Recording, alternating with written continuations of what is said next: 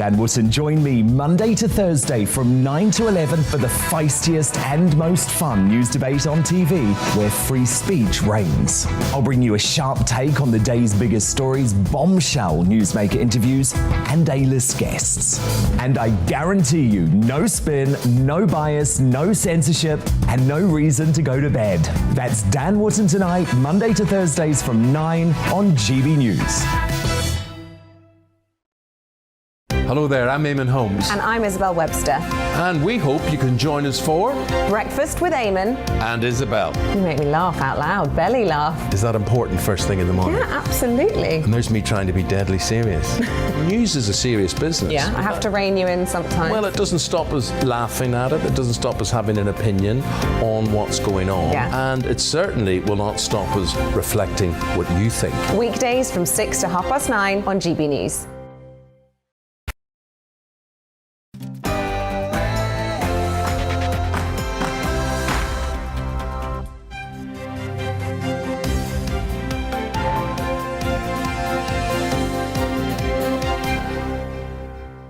Hello, how are you doing? It's just gone 6 o'clock, Tuesday the 11th of January.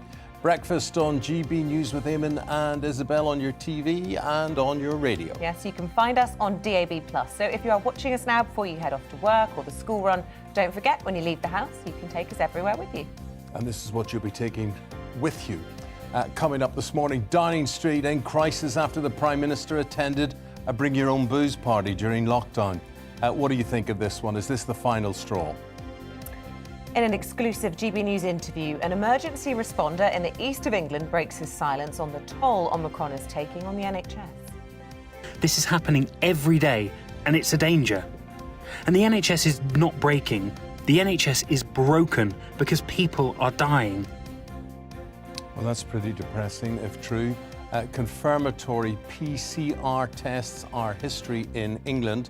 Starting today, people without COVID symptoms will no longer need a PCR test to confirm whether they have COVID.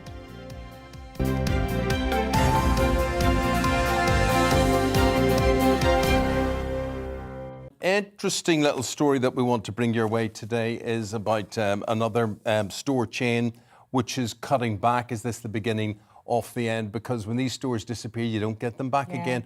Wilko is the store in question, which if you're watching in Northern Ireland, you will have no idea what we're talking about. But we're talking about 15 stores across the UK. And Wilko's one of those stores that you like because you go in and they have bits and pieces for the garden and hardware. It's the cleaning products, I'm told. It's all about the cleaning products. You can't beat them. And yeah, a lot of jobs as well will be lost at the same time. We all saw this, you know, it's the decay of the high street, isn't it? We saw it happening first with Woolworths, so dearly loved. But we've nobody to blame but ourselves. I mean, if I hear Woolworths is dearly loved again by people who never shopped in it. This is it. This is the thing. I mean, I dearly loved HMV and our price records. I remember that really was. I used to spend a fortune in those. I remember Blockbuster videos where you go in and spend hours deciding what your Friday night movie would be. To watch on a Saturday night. So what will it mean to you to lose a shop like Wilko? Is it affecting one of the high streets where you live? We want to hear from you on this issue this morning. Yeah. What do you buy? What's your best product out of Wilko? What do you go? What will you miss not being able to pick up from there? I personally now am a big fan of B&M. The likes of Isabel wouldn't shop in B&M. She would too lowbrow for her. But I tell you, it's great. You get chocolate, you get picture frames, you get cushions, you get clocks, you Sounds get like Sainsbury's. knickknacks. Sounds like Sainsbury's. You can get it all in a supermarket. Other supermarkets are available. No, B&M, I mean, it's great to have a wealth of choice. The whole point, isn't it? From a consumer's point of view, it's nice to have a mixture. If you don't want to lose it, you've got to use it. Yes, Sam says their chicken dog chews are first class, also excellent free Wi-Fi. If you're in store, I downloaded loads of good stuff whilst wandering around posing as a customer. Hashtag cheapskate. Brilliant. I couldn't do two things at once like that. No, it's very impressive. Do you know what I like? There's often, I'm not saying this happens in Wilko because actually I've never been in a Wilko, so I don't know. But like say B&M, they have a range. I'm a connoisseur of crisps. Right. I like regional crisps. I like picking them up from Yorkshire and Lancashire and Northern Ireland and various things. I like to see what's on offer in different regions. Which are from all your wealth of experience, which are the best crisps?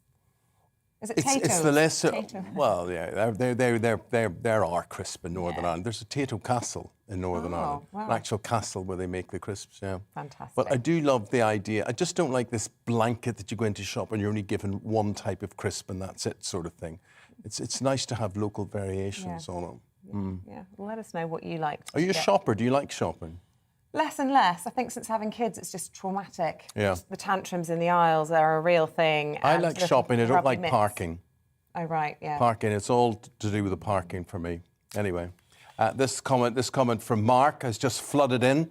Wilko used to be a good shop, sort of filling a small gap that Woolworths had left.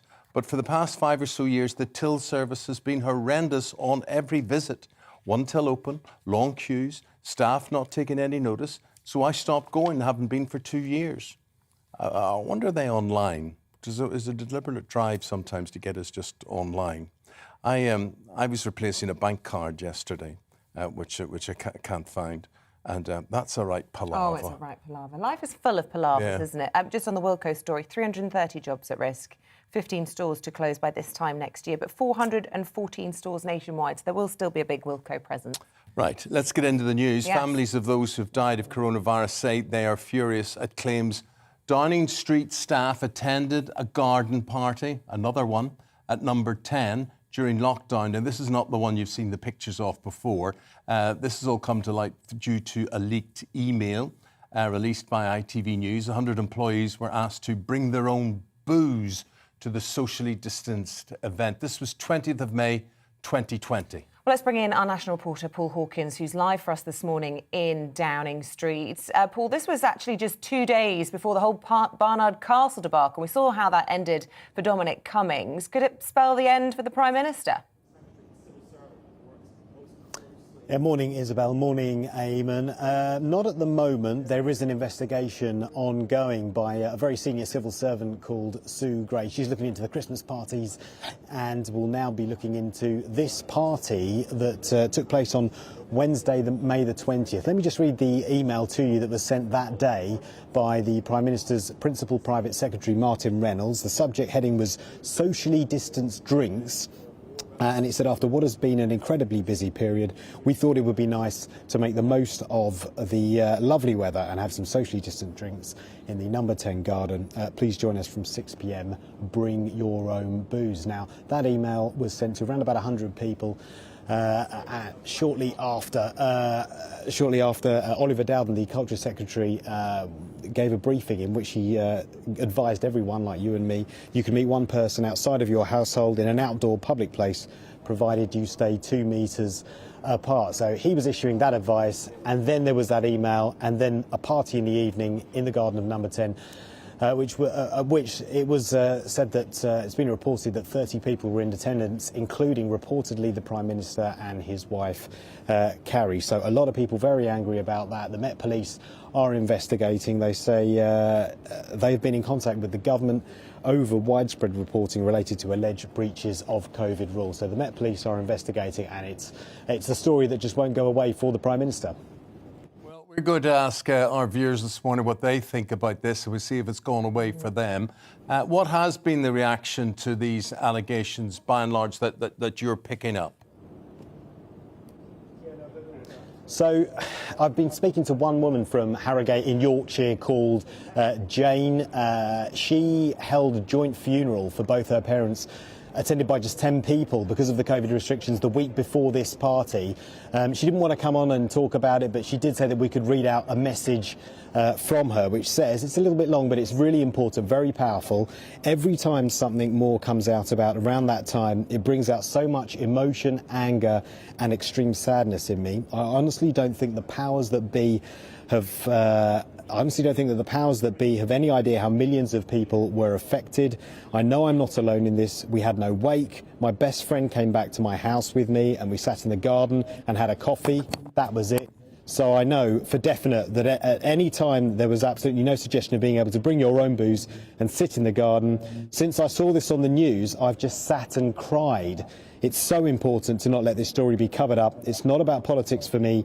It's about common decency. It was only 18 months ago, but it seems like yesterday, and it has to be said, it's only anecdotal, but looking at social media, many people who couldn't hold the funerals they wanted, who couldn't have any sort of wake, are very angry about this story that simply won't go away for the government. Well, thanks for reflecting that, Paul. What do you think at GBNews on Twitter? Send us what I'd like you to do, actually, if you want to be able to. We're done with Paul, thank you. Right, Paul's gone, thank you. But what we'd like you to do is to actually take a video of you. Yeah. Maybe you would say on GB News, look, here's what I think, this is where I am, this is who I am, and we will post that not only on our Twitter feed, but also here on the television and radio programme. Why not send us a picture of what you were doing on this date, May the 20th, 2020. It was lockdown 1. So many of us have vivid memories. You weren't allowed to talk to other parents in the playground. If you were taking your children to the playground, you actually were fearful that you could be spoken to by the police. You weren't allowed to sit on a bench because you were only allowed outside to exercise. And there they were, the people who were running the country, just half an hour earlier, doing a Downing Street press conference, stipulating the rules, flouting them. So show us a picture of what you were doing on that date, following those rules. Let us know how you feel. As Eamonn says, send in your videos and we'll try and get those on air. Show us a picture of what you were doing on that date. Yeah, because there'll be people saying, look, I can't even hug my mum, she's 2 meters away, and I want to will your phone tell you that? How do I know what I was doing the 20th of May? We just search your photos on the For date? Yeah,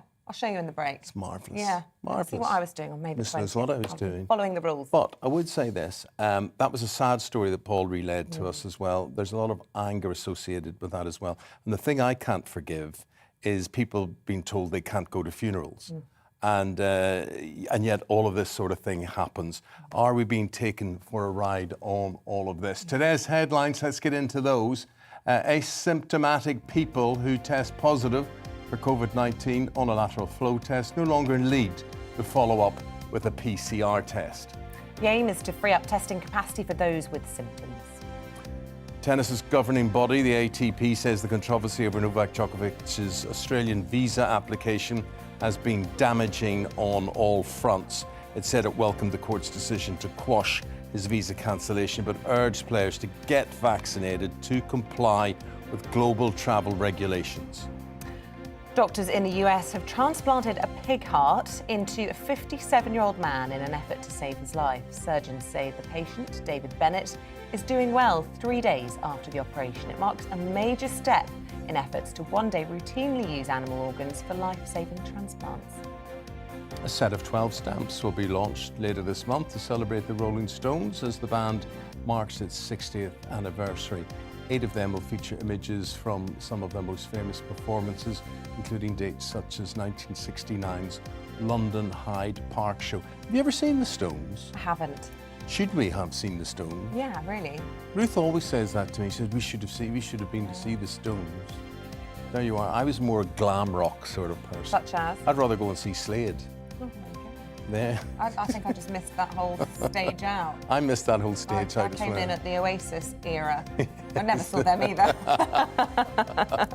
Anyway, there was a big show held just 2 days after the death of founding member Brian Jones, also commemorated on all of that. The front pages today, which, as you would expect, are largely dominated by the party at Downing Street and the email from the Prime Minister's private secretary inviting 100 staff to the garden party during lockdown. Here's The Guardian. It has a quote from the email which asked Downing Street staff to bring your own booze to the garden party.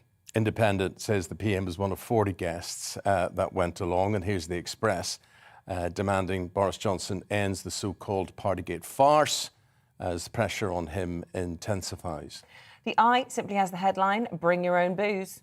Daily Mail, Downing Street's in crisis after these new revelations. Moving away from the Downing Street party, the Telegraph is reporting about accusations towards health bosses which have reportedly been misleading cabinet ministers in a bid to justify COVID isolation rules. The Sun, meanwhile, turns its attention to Djokovic as Boris Johnson asks the country to trust in the vaccination programme after it was revealed that the tennis star is not vaccinated. Oh, I like the headline there. Don't be a Novax. Yeah, give me that metro there, will you? You want a bit of a metro? Didn't do this, but I thought this was actually a good headline here. All the drink involved. Bring your own bows. booze. The headline is Downing It Street there. Yeah, so pretty much unified from the papers this morning. But in a GB News exclusive, we can report that an emergency responder in the east of England has claimed that patients are dead by the time we get there amid 4 to 9 hour delays at full emergency departments. Well, the staff member whose identity is being protected says pressure on the NHS is leaving at times 20 to 25 ambulances waiting outside just one hospital. It comes after nearly 20 hospitals have declared critical incidents in England. Our East of England reporter, Amelia Harper, has the story for us. Good morning to you, Amelia. Tell us more. Well, we've heard lots about rising NHS pressure recently. Over now 24 hospital trusts, NHS hospital trusts in England have declared critical incidents, which mean that NHS bosses are concerned that they won't be able to continue to provide priority care like cancer treatment. And just to give you an idea about the pressure that hospital staff and the NHS system is facing in terms of staff absences, the latest NHS England data shows that on the 2nd of January, in just a week, staff absences jumped up by 59%, so a huge increase there. And now an emergency responder has broken their silence effectively to say that patients are dying every day. They are claiming that patients are dying every day, not just here in the east, but across England, because ambulances cannot get there quick enough amid, on average, 4 to 9, sometimes 10, 11, 12 hour, they say, delays outside of hospitals. Now, I must stress that GB News cannot independently verify the death regarding claims. The claims regarding deaths. We are not on those individual ambulances. However, the nature of this report shows just how concerned staff are. And of course, it is clear that NHS health bosses are concerned about pressure on hospitals and the NHS system because the armed forces is being drafted in various parts of the country amid this Omicron wave. Now, as I said, those delays range from about 4 to 9 hours, and in some places they say ambulance staff are having to actually go inside hospitals to what are called cohorting bays. This has been verified by the East of England Ambulance Service in some cases. Now, these claims by this emergency responder, whose identity we are protecting, have also been corroborated by several ambulance staff that I have spoken to here at the Lister Hospital. Let's hear what this emergency responder had to say about this.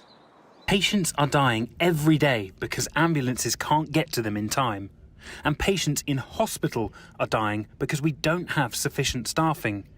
This is happening every day, and it's a danger. And the NHS is not breaking.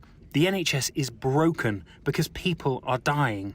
At times, there are 20 plus ambulances waiting out the back of A&E because we just don't have room to offload them. Even if we have a cardiac arrest, so you stop breathing, a lot of the time, hospitals don't even have room for you. Staff are resuscitating patients on the back of ambulances right outside emergency departments. Doctors are having to go on the ambulance to try and save their life, and this is happening all over the UK. Things are really bad. It becomes dangerous, and then what ambulance services are having to do is they're having to divert ambulances to different hospitals. Ambulances are waiting outside for, 9, 10, 11 hours.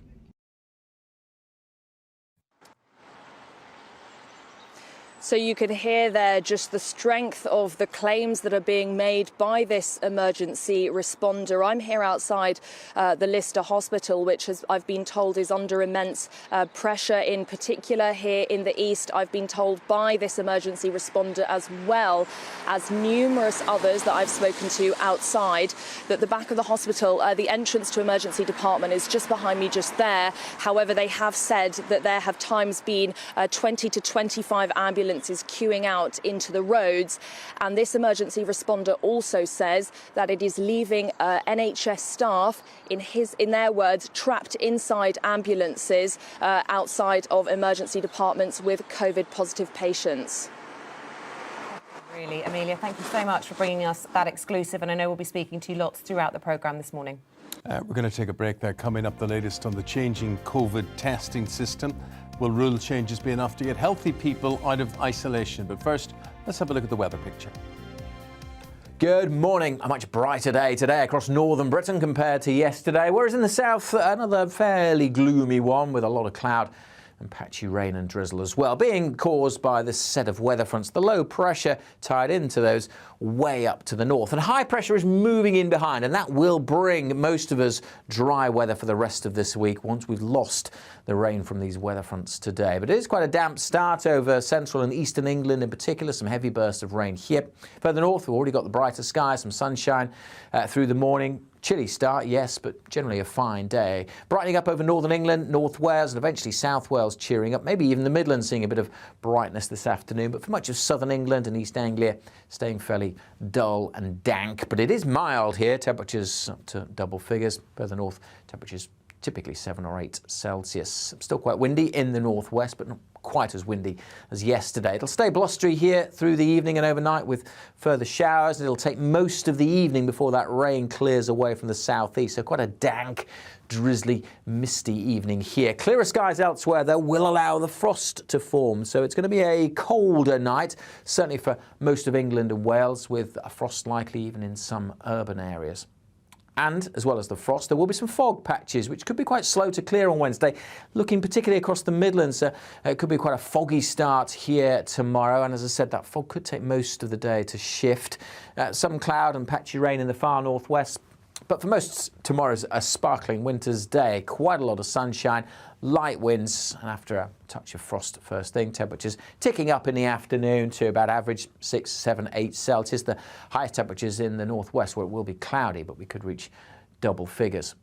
As for the outlook, well, apart from today's rain, most of this week looking dry, but increasing chance of seeing more of that dense fog through Thursday and Friday.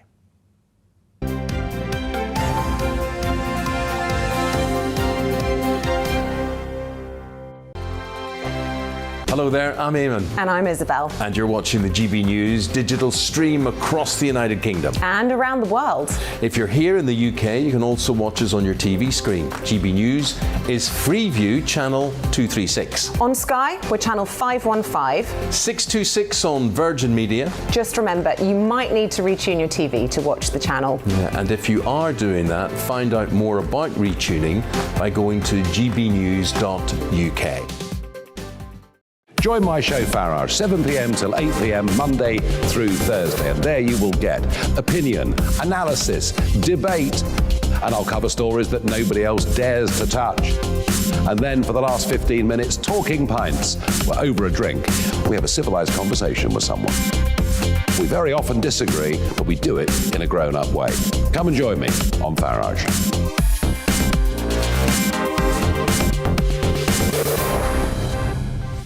I'm Dan Wootton. Join me Monday to Thursday from 9 to 11 for the feistiest and most fun news debate on TV, where free speech reigns. I'll bring you a sharp take on the day's biggest stories, bombshell newsmaker interviews, and A-list guests. And I guarantee you, no spin, no bias, no censorship, and no reason to go to bed. That's Dan Wootton tonight, Monday to Thursdays from 9 on GB News. Hello there, I'm Eamonn Holmes. And I'm Isabel Webster. And we hope you can join us for Breakfast with Eamonn. And Isabel. You make me laugh out loud, belly laugh. Is that important first thing in the morning? Yeah, absolutely. And there's me trying to be deadly serious. News is a serious business. Yeah, I have to rein you in sometimes. Well, it doesn't stop us laughing at it. It doesn't stop us having an opinion on what's going on. Yeah. And it certainly will not stop us reflecting what you think. Weekdays from 6 to 9:30 on GB News.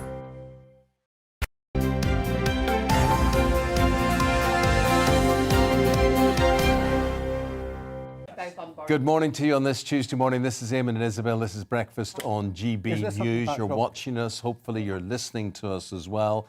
Get in touch and telling us where you're doing either, if not both, at GB News is the tweet. It is indeed. The time is 6:22. We're talking now about the changes to COVID testing. People in England who test positive for COVID on lateral flows no longer need a follow-up PCR to begin their isolation period if they don't have symptoms. OK, this comes amid speculation that the isolation period could be cut even further. Our London reporter Alice Porter is outside a testing centre in Kilburn. Alice, OK, the changes from today, what can you tell us? Hi there, good morning. Yes, the changes from today relate to people who are asymptomatic. So if you don't have symptoms, up until today, if you didn't have symptoms and you took a lateral flow test and it was positive, you then were told to go and take an additional PCR test. That's all changing from today. If you do have symptoms, you still need to take a PCR test. And the reason for this is quite simple. UK cases of COVID are just so high at the moment.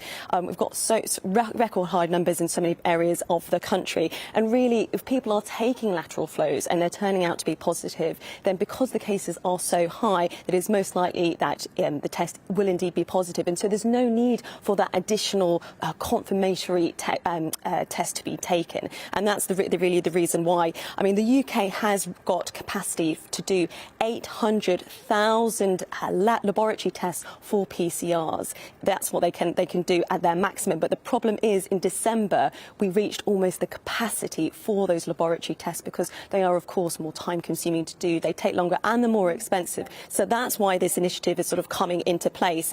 But there's also been a change in understanding about lateral flows. I think initially they got perhaps maybe a little bit of bad press, and people were seen as they were sort of less reliable, less accurate. And really, they're quite different types of tests. And the UK Health Security Agency say lateral flows are actually the most effective for people who don't have symptoms. They say there's an 80% accuracy in finding people with high viral loads who are most infections, and therefore those tests are best. And another benefit of this is there will also be a cut in the isolation period, because another problem that people were facing is they were having to go and get these PCR tests, and then the isolation period began from the day in which they get the result. So that is a contributing factor to so many staff absences at the moment.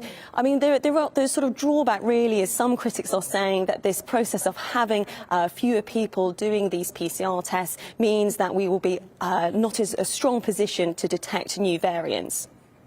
OK, Alice, and I'm just looking at the front of the Daily Telegraph this morning. Their headline, Cabinet anger over misleading isolation guidance. And it does seem as though there is really increasing pressure to cut it from 7 to 5 days. Is that what you're hearing? Yeah, I think we're getting kind of mixed messages from lots of different areas of the government when it comes to sort of isolation, or indeed this issue of free lateral flow tests. I mean, on Sunday we had the Education Secretary Nadeem Zahawi sort of saying that, this discussion about whether free lateral flows will be stopped. He sort of said that's not going to happen. And then we got a slightly different picture from Michael Gove yesterday, who was sort of saying that it was impossible to predict how long lateral flows that would be free would be necessary. So we're getting a slightly mixed picture there. I mean, what we do know is back in November we had leaked Whitehall documents which effectively showed the government's sort of get out of COVID sort of strategy, and that was Operation Ramp Down, and that showed how the government would sort of get out of these additional benefits and strategies that they've put in place for the pandemic. And what that showed was there was indeed a plan at that point for what would happen if lateral flows were no longer free. So I think the question is not whether lateral flows will stop being free. It's the question of when, and the timing, of course,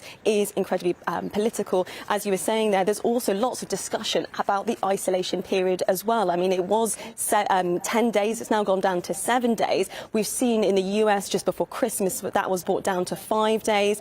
And so there's a lot of pressure I think the government is getting certainly from some Conservative ministers to bring that down even further in line with the US. It doesn't really matter what we're talking about if you can't get your hand on one of these, Alice. So what about availability? Because if we look back to Christmas time, there were real issues trying to get one of these tests. So with all that's going on, how likely is it the government's going to stop having these tests free? That's the $64,000 question. Yeah, absolutely. I mean, it was interesting to say that Boris Johnson was actually asked about this yesterday in Uxbridge. I mean, I think he's still sort of keeping it open at the moment that lateral flows will be free, but he certainly said that they are looking at whether they could bring the isolation period down. This is what he had to say. I think that we'll use them as long as they're very important, and there's a similar argument to be had about the quarantine period, whether to come down from 7 days to 5 days. The thing to do is to look at the science.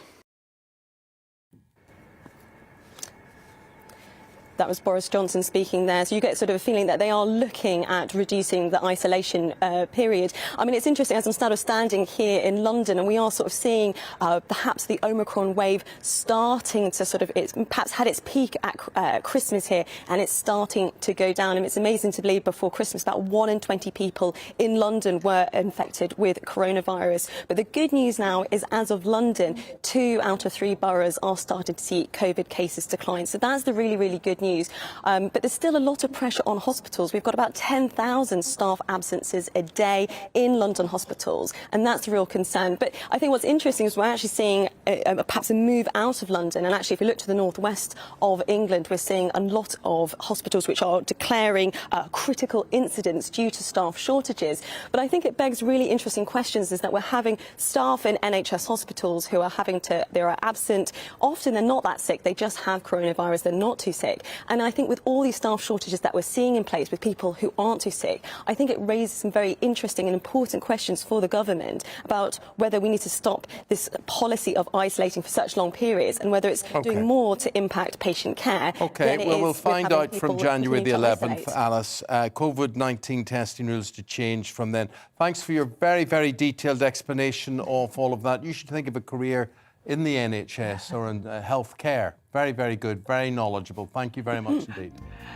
Stay with us here on Breakfast. Coming up, have you heard of the second menopause, as if it wasn't bad first time around? Has it affected you or someone you love? We'll be discussing this common topic after the break.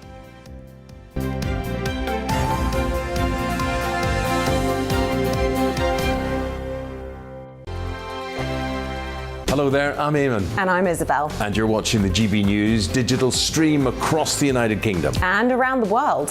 If you're here in the UK, you can also watch us on your TV screen. GB News is Freeview channel 236. On Sky, we're channel 515. 626 on Virgin Media. Just remember, you might need to retune your TV to watch the channel. Yeah, and if you are doing that, find out more about retuning by going to gbnews.uk.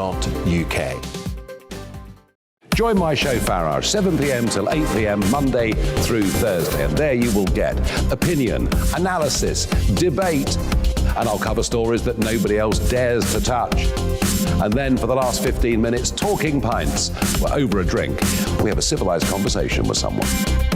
We very often disagree, but we do it in a grown-up way. Come and join me on Farage.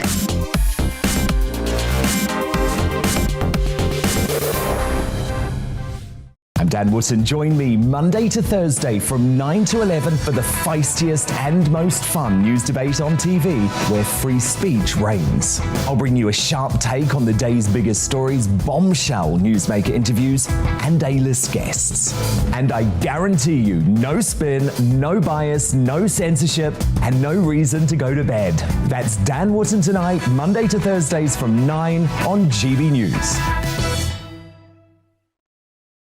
Hello there, I'm Eamonn Holmes. And I'm Isabel Webster. And we hope you can join us for Breakfast with Eamonn. And Isabel. You make me laugh out loud, belly laugh. Is that important first thing in the morning? Yeah, absolutely. And there's me trying to be deadly serious. News is a serious business. Yeah, I have to rein you in sometimes. Well, it doesn't stop us laughing at it. It doesn't stop us having an opinion on what's going on. Yeah. And it certainly will not stop us reflecting what you think. Weekdays from 6 to 9:30 on GB News.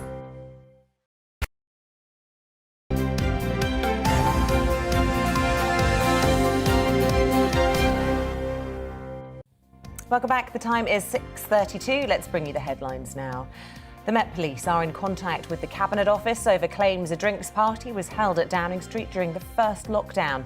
In an email released by ITV, Martin Reynolds, the Prime Minister's principal private secretary, invited 100 staff to bring your own booze for an evening gathering. Number 10 said it would not be commenting on the allegations during the current rule-breaking inquiry. Pressure is growing for the UK to follow in the footsteps of the US and cut the COVID isolation period from 7 days to 5. It comes after the UK Health Security Agency admitted that it had misinterpreted the guidance in the US.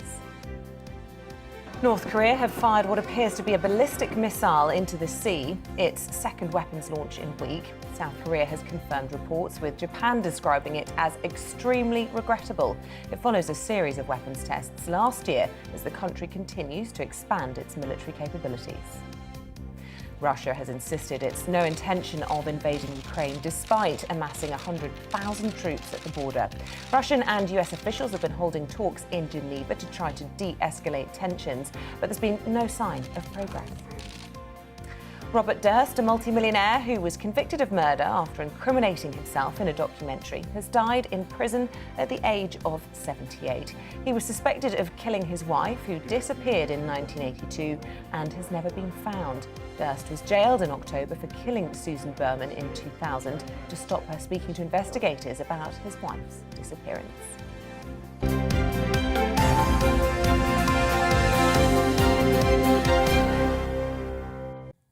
He'll be a Netflix series. He looks evil enough to be that. The morning newspaper's now author of The Curious History of Dating from Jane Austen to Tinder, Nikki Hodgson, who is with me, and also Daniel Moylan, Lord Daniel Moylan, who was a former advisor to Boris Johnson and now a Conservative life peer in the House of Lords. So no point asking you, have you been to any good parties last summer? That was long gone. I haven't been to I can't remember when I was last at a party. You can't do that? Oh, that's a standard answer. No, yeah. I can't remember. Nikki, right, so there's a fallout between the politicians and the boffins. You're going for front page of the Telegraph, cabinet anger over misleading isolation guidance. Yes, obviously we've had loads of discussion recently about how long we should be isolating for. The 10-day period was cut down to 7 days, and now apparently we're going to cut down to 5 days because Dr. Jenny Harris, who is the head of the UK Health Security Agency, has basically confessed that the data may have been wrong. We may have been taking wrong information about why we should be isolating for the 7 days. And it was to do with, we were following what was happening in the US, but apparently that it's all kind of got very confused and everybody's saying, well, actually, we don't need to isolate for quite so long. Obviously, there's a massive staffing crisis, which is there's an impetus for us to get people back to work quicker. But it feels like the science is fitting the politics as suits rather than us following the science. And the fact that it feels so malleable is surely going to give people a sort of crisis of confidence. Definitely. And the more these sort of disagreements are highlighted, the more people mistrust what they're told. Absolutely. And so, this just kind of... There was a blog, apparently, a UK blog, which was secretly corrected yesterday, and then, journalists kind of discovered about it, to correct the error in the kind of reasoning for why 7 days versus 5 days. But, yeah, it's just going to knock confidence again in the advice and the rules that we are...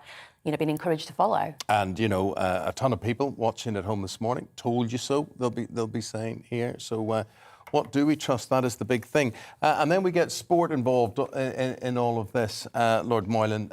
Don't be a no-vax, get boosted.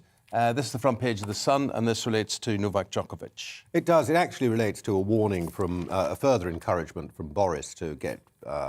That's what the story is about, to get vaccinated. But it is tied in, as you say, to Novak, don't be a Novak. And what really interests me is I'm really sort of baffled a bit from a news point of view. What is the message of this Novak Djokovic story that's been gone, and the prominence it's got? Is it a sporting story about the Australian Open? Is it a David versus Goliath story? And although Djokovic is probably an unlikely David, is it a story where we're celebrating anti-vaxxers against the Stalinist rule of Australia? Remember, these are the matiest people in the world. Yeah. So I think it's all of the I don't know how that story works. What the narrative is coming out of that. I mean, I think nobody comes out of this with any credit. Nobody, except the judge. But the Australian tennis authorities, I mean, basically, they wanted Djokovic there at their tournament. Yeah. They wanted there. And it's either the federal government or the state government saying, no, we rule the roost, we will tell you what happens, not you guys. But as you say, who benefits from this? What is the actual narrative? It's all things to all people. It is, isn't it? And dangerously so in a way. Of course, it's also a lesson about sort of the risks, if you like, and the dangers of federalism. Because, as I understand it, he's got permission to be in Victoria. Yeah. But to get into Victoria from abroad, he has to go through a federal barrier at the border, and that's where he's been caught. So, I mean, you've got all these different powers distributed in ways that don't really make sense. It could remind you of something happening in another country. Lots of lessons about how devolution in our case, federalism in their case, leads to very strange decisions. Yeah, it's become very political as well. I mean, this is Serbia against the world sort of thing. It's Serbia against the world, and it's the Australian government saying our policy, which we're still sticking with, is threatened by one notable figure breaking it. And that's another sort of element. To the Nikki, how do you watch this? Do you watch this as a tennis fan? Do you watch this as somebody who's worried about the whole vaccination situation? If Djokovic comes to Wimbledon this year, would you be cheering for him? Does it change your opinion of watching him? Well, I come to it as someone with a very personal investment in getting into Australia because my family live there and I haven't seen them for 3 years because I'm not legally allowed to enter the country. My mum missed my wedding. I'm desperate to see my mum and I can't.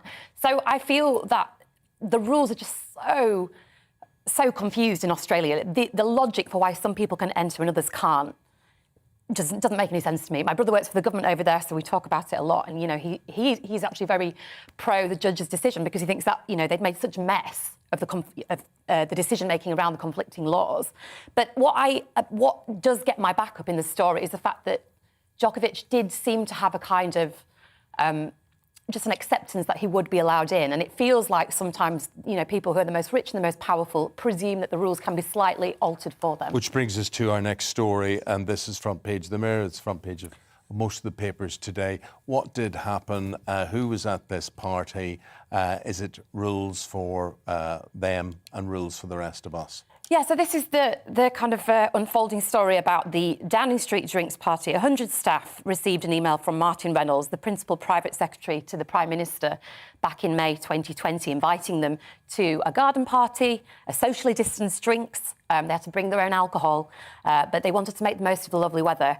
Again, this is just, I don't understand what it will take for us to see that Boris is making a mockery of the British people in expecting them to live in a certain way. I had to go to my best friend's funeral at that time. It was socially distant. Yeah. I saw a coffin from a distance. I couldn't even pay my final respects to my best friend because Boris had said, well, you can't have any mixing at funerals, and yet he was having drinks with his pals. Daniel, if you were still an advisor to Boris Johnson, what would you be advising him today? Well, I find this an odd... I have no idea, no direct knowledge of what happened. I have nothing to do with this at all. But I'll just say one thing. The idea that this is all Boris's party is very strange. He's the Prime Minister. He doesn't organise parties. Somebody organises parties. He doesn't even like parties. He's not stupid. Boris. Why did he go? He's not stupid, and maybe he shouldn't have gone. But that is another thing, isn't it? When there's something happening and it's the staff and you feel you have to give them some encouragement and whatever, I'm sure something went wrong. But the idea that Boris said, hey guys, let's have a party, let's break the rules, get 100 people in, and so on, is just, there's more nuance to all of this. We'll find out in the inquiry. That's the important thing, that we follow that. Look, this ties in. Piers Morgan wrote a whole page in yesterday's Sun. You may have read it. It was an open letter to Boris Johnson. And he says, Dear Boris, stop being a shambles and fix things, or admit being PM is too much for you and quit. You're a shambles, he called him. Yes, those are strong words, and I think Boris has shown that he's capable, time and time again, of taking what is, at the moment, a slightly unfortunate situation over the last few weeks and turning it round, and I think he will do that again, but I can't tell you exactly how he's going to do it now. I think he's come out of the Omicron thing quite well, and I think he will re-establish this. Yeah, he certainly has to be a bit more careful about what's going on. And the number 10 team, they need to focus on what their real job is, which is only one, and that is serving the Prime Minister. That's what they're there for. That's what they're paid to do, the SPADs, the special advisors. They're there to work for the Prime Minister. But there's a lot of people who aren't going to forgive them or him for this. No, I agree. And why should they? No, I agree. And it reflects badly on him, although I personally don't think he's at the root of it, but we'll find out. But inevitably, it reflects badly on them. We've all had experiences. I too was at a funeral, not perhaps as close a relative as you, but a friend who died. We all had those experiences during COVID. And I think it behoves the Prime Minister and all the number 10 people, if something was done wrong, and we've got this inquiry, I think it'll be quite quick, it behoves them, if something was done wrong, to give a full apology for what was done wrong. But the best thing for us to do is not vote for him again. You know, he's fallen beneath the standard of his office. And I just don't understand why people, you know, the polling is obviously very, you know, it goes up and down. We don't really know. It vacillates. We don't really know if people really would vote for the Conservatives again when there's the next election. But this surely has got to be the final nail in the coffin for Boris. Well, He's not professional. It seems to me the kindest thing you can say about him is what Piers Morgan wrote yesterday. Well, shambles is actually quite polite. I can think of far worse things I could say to Boris or about Boris. First of all, I'm not here to tell people how to vote, and we're way out from an election, and people will judge him on a full record and a full manifesto when the time comes. And it's quite right that they should. But I will just say that I think he has shown himself worthy of the office. He has been a Prime Minister who has delivered a lot so far for this country. He's been a transformative Prime Minister. I mean, he's changed more. Brexit and the other things has changed more in the history of this country than any recent Prime Minister you can think of, back as far as Thatcher. And people are perfectly entitled to reach their judgment on him when the time comes, and they will. But I don't think that this is going to, the whole next election is going to swing on this sort of party-type story. I say, if the inquiry finds that something's been done wrong, if Boris has done something wrong, then it's absolutely behoves the Prime Minister and everybody involved to apologise for that and so on. But I don't think this is something on which a government falls. I simply don't think this is something on which a government should fall. Well, we'll have to see, won't we? Let's talk about Eastern European affairs and what is going on in Ukraine. Talks between NATO, between the US and Moscow are underway. What's developing? Well, I'd like to say, really, these aren't talks about Eastern Europe. They're talks about the whole of Europe, including us in a geographical and NATO sense, because we are talking quite seriously about the risk of a Russian invasion of the Ukraine, whether you think it's a high risk or a low risk, but it's on the table.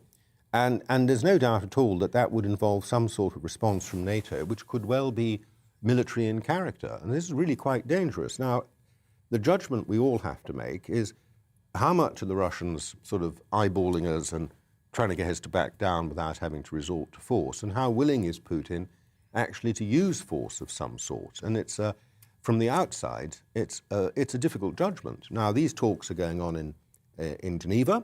The good thing is that they haven't succeeded in anything. That's bad news. They haven't quite broken down. That's the good news. The Russians are threatening to walk away if they don't get their way. How much of that is tactics or whatever? But this is all on a knife edge, and this could be the big story. Do you have any sympathy with the Russian position? Any understanding of the Russian position? I have an understanding of the Russian position, but I don't have much sympathy. I understand what they're thinking, and my message to them is: you've got to grow up.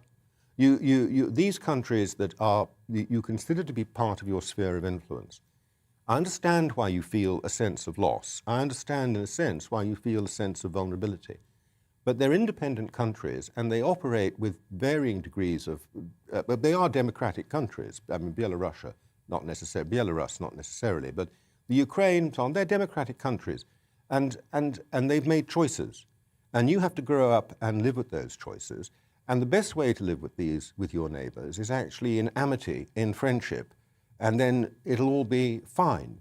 But so I do understand your pain, the pain at your loss, but grow up, move on, and embrace your neighbours. Does NATO need to be in the Ukraine? Does it actually need to be poking the bear the way it is? Well, NATO isn't in Ukraine. Some Western powers have supplied arms to the Ukrainian government. But surely the NATO ambition is to be in Ukraine. I don't know if that is a NATO ambition. I think what NATO is saying is we're not going to be told by you who we will admit to membership. But I think at the same time, if the Ukrainians just at the moment were to apply for membership, I think that would be I think that letter might get lost in the post. Yeah. I'd have thought. So I don't know if it's an ambition. I think NATO and the European Union have probably learned not to push too hard on that front, is my suspicion. But they're not going to be told, and they're not going to sign up formally to being told who they can have as a member. Nikki, you're not letting this party go, are you? I just can't. Sorry, the Metro's got a brilliant cover. Downing It Street. It's a great headline, isn't it? Yeah, bring your own boots. Somebody gets points for that. So, yeah, it's just about... I'm sorry, but we've got to go back to this story about Boris. I don't think he should be allowed to get away. And I understand what you're saying, Daniel, about somebody else is responsible. But the point is, when you're the Prime Minister, it falls on you. So it doesn't matter if somebody in your staff does something appalling. You've also got to be held accountable. Yeah, but it depends what you mean by being held accountable. You're talking about voting against somebody because they're not fit to be Prime Minister.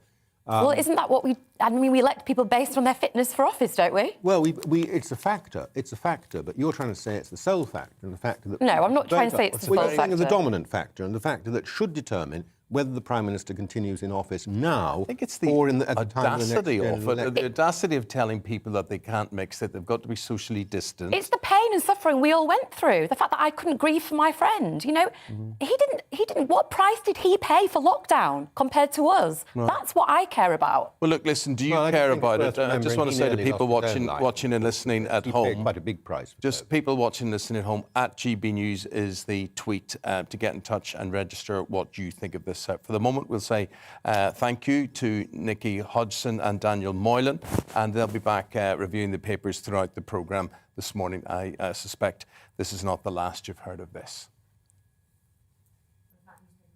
Getting you hot under the collar, then perhaps this will. We're talking menopause next. Some women who use hormone replacement therapy to ease the symptoms find themselves experiencing a second menopause while trying to come off it.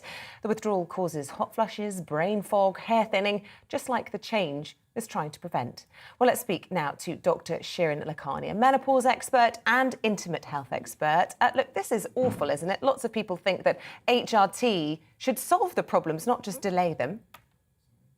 I think what we need to start doing is looking at menopause as a hormone deficiency. What tends to happen is people think that the change is a one-off event, whereas it's a process that women go through. And HRT is fantastic in relieving the symptoms of menopause, but people need to be aware that if they decide to stop HRT, there is a chance that the symptoms will occur at the time of stopping the hormones. Because just like during the menopause, coming off HRT is removing the hormones that women depend on. The thing I'd like to ask is, why are we stopping HRT now? There is enough evidence to show the benefits of HRT in women post-menopause, not just in relieving the symptoms such as hot flushes, but also improving neurological symptoms, improving the heart health of women in general, improving their bone health. And the advice to come off HRT after 5 to 10 years is outdated. So we need to look at why these women are actually trying to come off their HRT. So for many women, then, you think that HRT should be a permanent medical treatment that they undergo from whatever it might be, late 40s until perhaps their death? Absolutely. And there is no reason why it shouldn't be now, because if you look at any other hormone deficiency, if you look at diabetes, for example, or hypothyroidism, you don't suddenly stop the hormones after an arbitrary period of time. You continue them for as long as the person needs them, and often that is until their death. So why should replacing estrogen, progesterone, testosterone be any different? What about those people that come off HRT because they may have a history of breast cancer within their family, or somebody within their family is diagnosed with it? There are those links that make people worry, aren't there? There could be good reasons, is what I'm trying to say, for coming off HRT. Are those people then just expected to experience this second menopause? That's just part of the package of coming off HRT. Well, firstly, I'd like to say that the fear of breast cancer is no longer a reason to come off HRT. You need to look at every personal situation and assess what is best for the woman.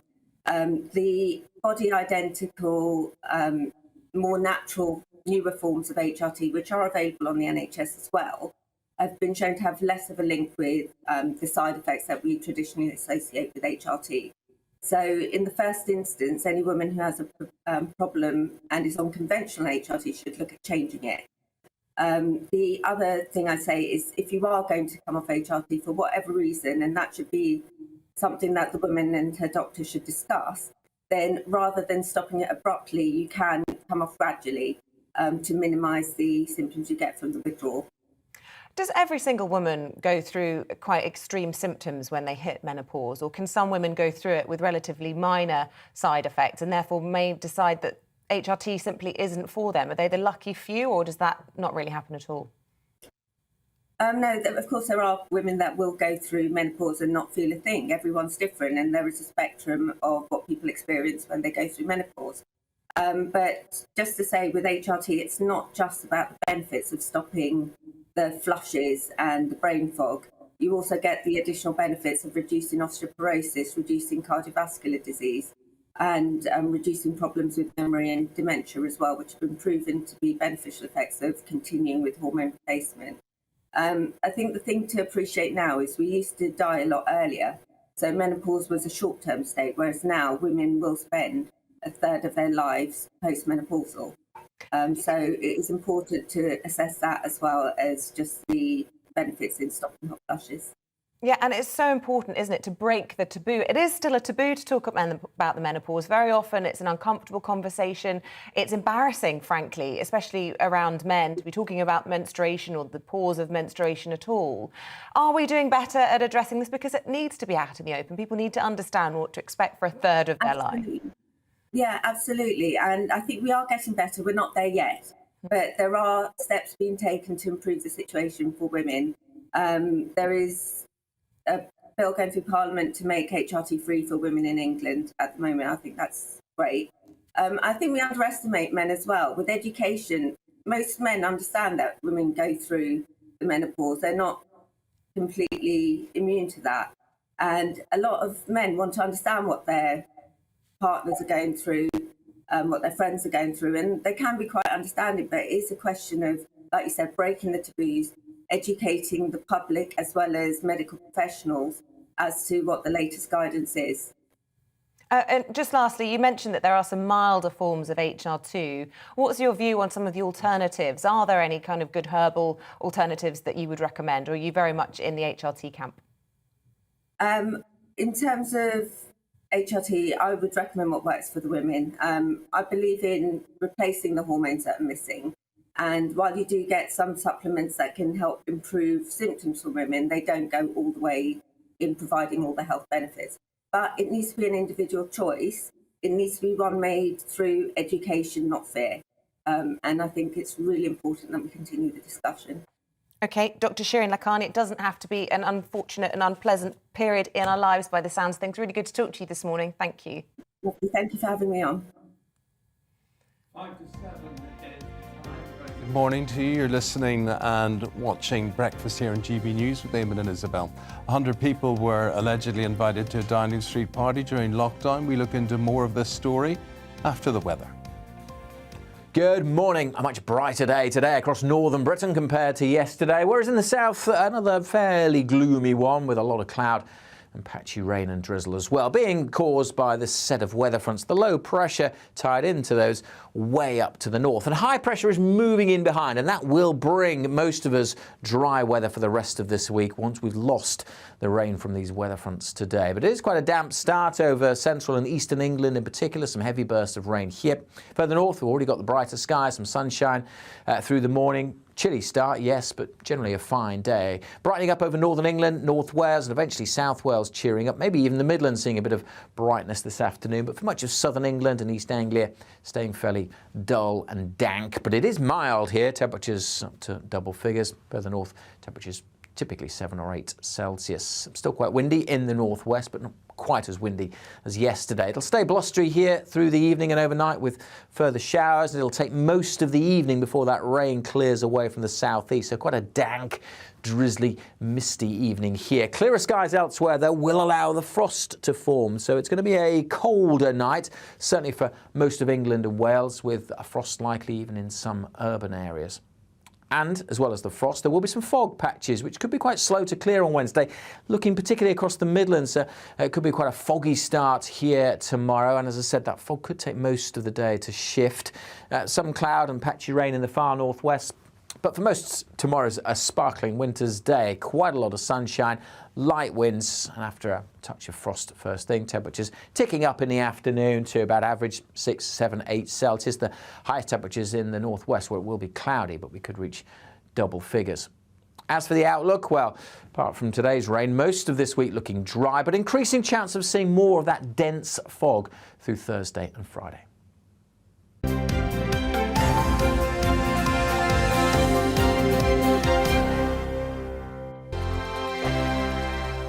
Hello there, I'm Eamonn. And I'm Isabel. And you're watching the GB News digital stream across the United Kingdom. And around the world. If you're here in the UK, you can also watch us on your TV screen. GB News is Freeview channel 236. On Sky, we're channel 515. 626 on Virgin Media. Just remember, you might need to retune your TV to watch the channel. Yeah, and if you are doing that, find out more about retuning by going to gbnews.uk. Join my show Farage, 7 p.m. till 8 p.m. Monday through Thursday. And there you will get opinion, analysis, debate, and I'll cover stories that nobody else dares to touch. And then for the last 15 minutes, talking pints. We're over a drink. We have a civilized conversation with someone. We very often disagree, but we do it in a grown-up way. Come and join me on Farage.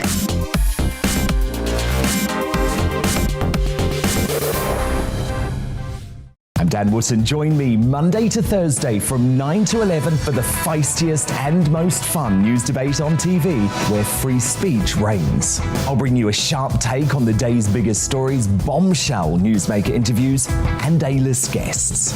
And I guarantee you, no spin, no bias, no censorship, and no reason to go to bed. That's Dan Wootton tonight, Monday to Thursdays from 9 on GB News.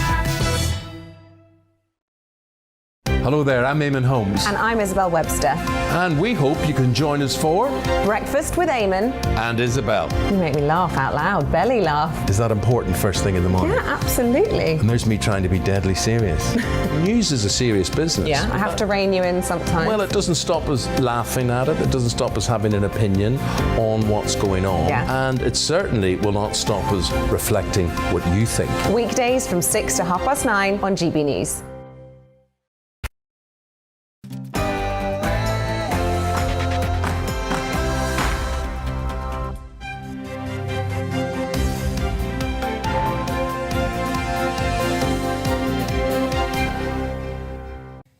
A very good morning to you. It's just gone 7 o'clock. It's Tuesday, the 11th of January. This is Breakfast on GB News with Eamonn and Isabel.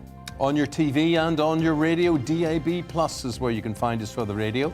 And if you're listening to us, welcome on board. Thank you very much indeed. So you can watch us at home or on the move. Okay, so don't forget when you leave the house, we can come with you. Coming up this morning, Downing Street in crisis after the Prime Minister attended a bring your own booze party during lockdown. Is this the final straw for the PM? Your views shortly. In an exclusive GB News interview, we have an emergency responder in the east of England breaking his silence on the toll Omicron is taking on the NHS. This is happening every day, and it's a danger. And the NHS is not breaking. The NHS is broken because people are dying. Retailer Wilko will be closing 15 stores this year, placing hundreds of jobs at risk. Is this the final nail in the high street's coffin?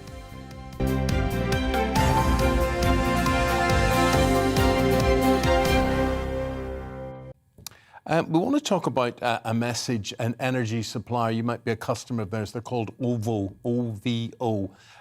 Some people would say this is quite insensitive. Others may say, well, what else do you want them to say? It's practical advice because they're encouraging you to wrap up in warm clothes, cuddle your pets, open the blinds, let the sunlight in order to keep your energy costs down. Yeah, I mean, does that sound like sensible advice, or is that just insulting to people who are working poor or living at home alone and being told to cuddle their pets rather than have affordable energy? But on the other hand, there are an awful lot of you, I include myself in this, who will remember times when the advice was, you know, when you hadn't got central heating, when you hadn't got double glazing, when you had ice on the inside of your bedroom window, when you had a single bar electric fire, that these are the things that you actually did. So a lot of you will be saying, well, that's perfectly practicable. Yeah. Why shouldn't you put on another jumper or another coat if you want to keep your bills down? But other people say, look, they'd have been better off saying, we're going to reduce the price of your bill. Well, yeah, and the energy firms are saying they can't at the moment. They simply can't. But, have we all become too dependent on heating? Are we a bit spoilt? I remember, like you said, wrapping up in a blanket while we were eating our supper because it was so cold in my house. Growing up, it was drafty and cold, and heating was always a last resort, or for a couple of hours in the morning, a couple of hours in the evening, max. See, I wouldn't like to live with you, I have to say. That's not my choice. That was my mum's choice. Not that you've invited me. I'm saying this morning, look at us. We're sitting here in this studio. Have I complained once? Have I just bad-mouthed anybody or anything once? No. But you've sat here this morning and you've said how cold you are. You're freezing. Goosebumps. Do you want to put a jumper on? I should be putting a shawl on to keep me wrapped up warm and stop whinging about the temperature. Look, loads of you have been getting in touch on this subject. It gets you all going. A bit cruel from OVO Energy, say Norm and Janie, in brackets, plus they're missing cat. Why? Well, I guess they're saying, Well, they've got a cat that could cuddle it. Well, no, it's missing. Look, in brackets. Oh, it's missing? Missing cat. Where's There you go. Well, I haven't got that bit. Cat, brackets missing. Oh, the cat missing. Okay. But cats are a bit independent, aren't they? That's true. Could have gone for a long walk. Yeah. Belly. There aren't enough swear words in the dictionary to answer this one, she says. OK. This one's from the old bird. Growing up, and it's still with me now, sticking the heating on was always the last resort. It was always about layering up and drinking hot drinks first of all. And that's the advice they were saying. Have a bowl of porridge or something like that to keep you warm. OK, so the cost of living is going through the roof. High energy prices, a big factor in all of that. Arnie has emailed us to say, I'm moving into a caravan, but I can only stay there for 11 months. I'll be homeless for 4 weeks. The government doesn't seem to care. I will never vote Conservative again. And thanks for your email, Arnie. So you can get in touch by email, gbviews@gbnews.uk, or also the tweet address is @gbnews. Now, our top story, if the cost of living doesn't affect the way you vote, like Arnie was saying, perhaps this story will, because families of those who've died of coronavirus say they are furious at claims Downing Street staff attended a number 10 garden party during the first lockdown. OK, so this is all as a result of an email that was leaked and released to ITV News. 100 employees at Downing Street were asked to bring their own booze to the socially distant event. This was on the 20th of May, 2020. Yes, so let's bring in our national reporter, Paul Hawkins, who is live at the scene of the alleged crime. You're at Downing Street for us this morning, Paul. Just the wording in that email. We thought it would be nice. There were people whose relatives had died, some people's children who had died, and they couldn't be united as a family for their funerals. Will the Prime Minister be able to survive yet another scandal like this? Well, that's the big question, isn't it, Isabel? Yeah, morning to you and Eamonn. That is the key question, really, because another leak has given more fuel to this story, which the government was hoping it would kind of slowly ebb away over the Christmas period. But this recent leak, this email, really has put the Prime Minister, for the first time, really at the centre of this story, because there are reports that he was actually at this party, attended by around 30 people in the garden of Downing Street, along with Carrie Johnson. And when he was asked about this yesterday, when you ask Number 10 about this at the moment, they are sticking to the line that they are waiting for the outcome of the investigation by a very tough senior civil servant, Sue Gray. She's looking into the Christmas parties. The scope of that investigation will now take into account this party that happened on May the 20th. That's 5 days after a party that, or rather a gathering that we've seen in that photo that was leaked to The Guardian that Number 10 claimed was a work meeting. So, yeah, it doesn't look great for the Prime Minister, and a lot of people are very angry with it, not least because it contradicted the rules at the time, which in England said that the likes of you and me could only be outdoors with one other person. So, yeah, really difficult for the Prime Minister. Up until now, he said to the public, he said to Parliament, that there were no parties, but this puts him right at the centre of the allegations, and it kind of contradicts what he was saying. OK, Paul, thanks very much indeed. Let's get reaction to all of this. Jacqueline says, I think the Downing Street party is being stoked up and kept alive as a subject by left-wing punters trying to attack Boris. Well, it's very hard for him to deflect criticism on all of this. People who work in the same office together all day, just having a socially distant drink together, still in the office is OK, in my view. Folks, is that how you see this at home? They're telling you to keep apart. They're telling you not to go to funerals, not to have weddings, whatever, and they're doing that. Is that okay? Yeah, Paul thoroughly disagrees. He said, I've lost loved ones and friends during COVID and couldn't care less about these so-called parties or gatherings. Get over it. OK, so he's agreeing with Jacqueline. He says what's more concerning is where all these stories and images are coming from. Now, we had Daniel Moylan, Lord Moylan, who sits in the House of Lords, defending the Prime Minister on this one. Frank is saying it's hypocrisy. He's defending the hypocrisy of Boris Johnson. I can't believe what I'm hearing. And an apology is all that is needed with this. Why does sorry often seem to be the hardest word? Yeah, quite. I had a few tweets as well, a little bit offended by Lord Moylan. This one saying, for goodness sake, if Boris was a leader, as your guest suggests, surely when that email came out as a leader, he should have stopped it rather than attend it. That's what would have been leadership. And here's Steve. Steve saying, all the things going on in the world, and you seem to be, I presume you mean our programme, seem to be Boris bashing. The guy has got us through this pandemic. The media should be ashamed of themselves. Really? Really? Who should really be ashamed of themselves throughout all of this one? Yeah, let us know your thoughts. It is getting you going this morning. Sometimes I think, don't let us know your thoughts. Yeah. Sometimes I think, don't want to know your thoughts on this. I mean, this is scandalous. This is, if you had a shred of decency, you would say, I'm sorry. Not, we've got an inquiry, we're on to...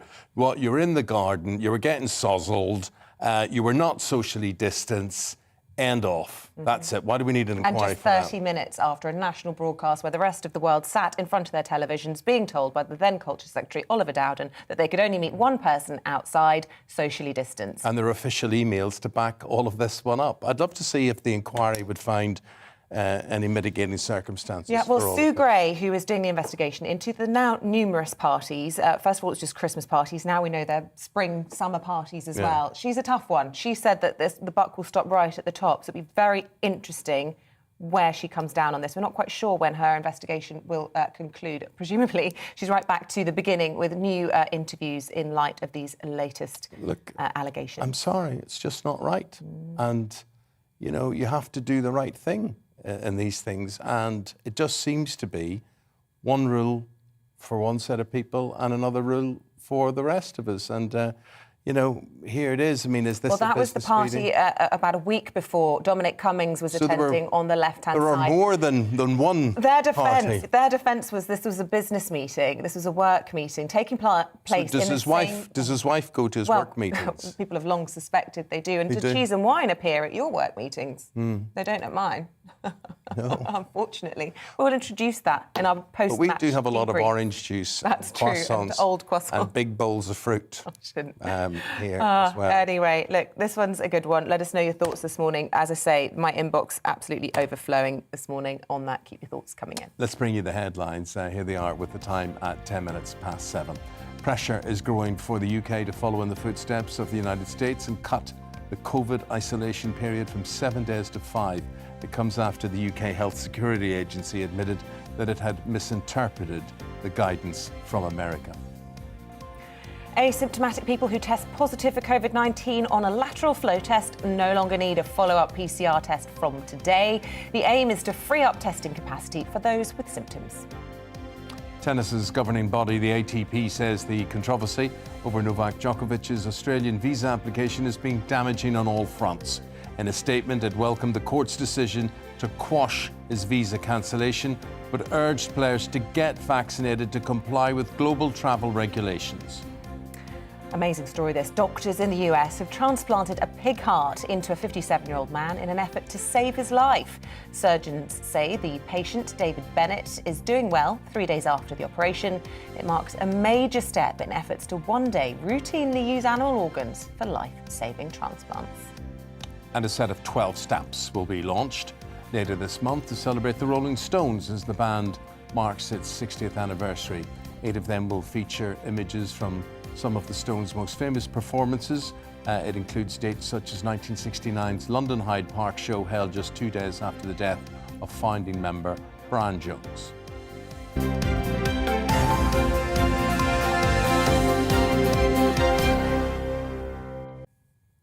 time now is 12 minutes past 7. In an exclusive GB News interview, an emergency responder in the east of England has claimed that patients are dead by the time we get there. That's amid 4 to 9 hour delays at full emergency departments.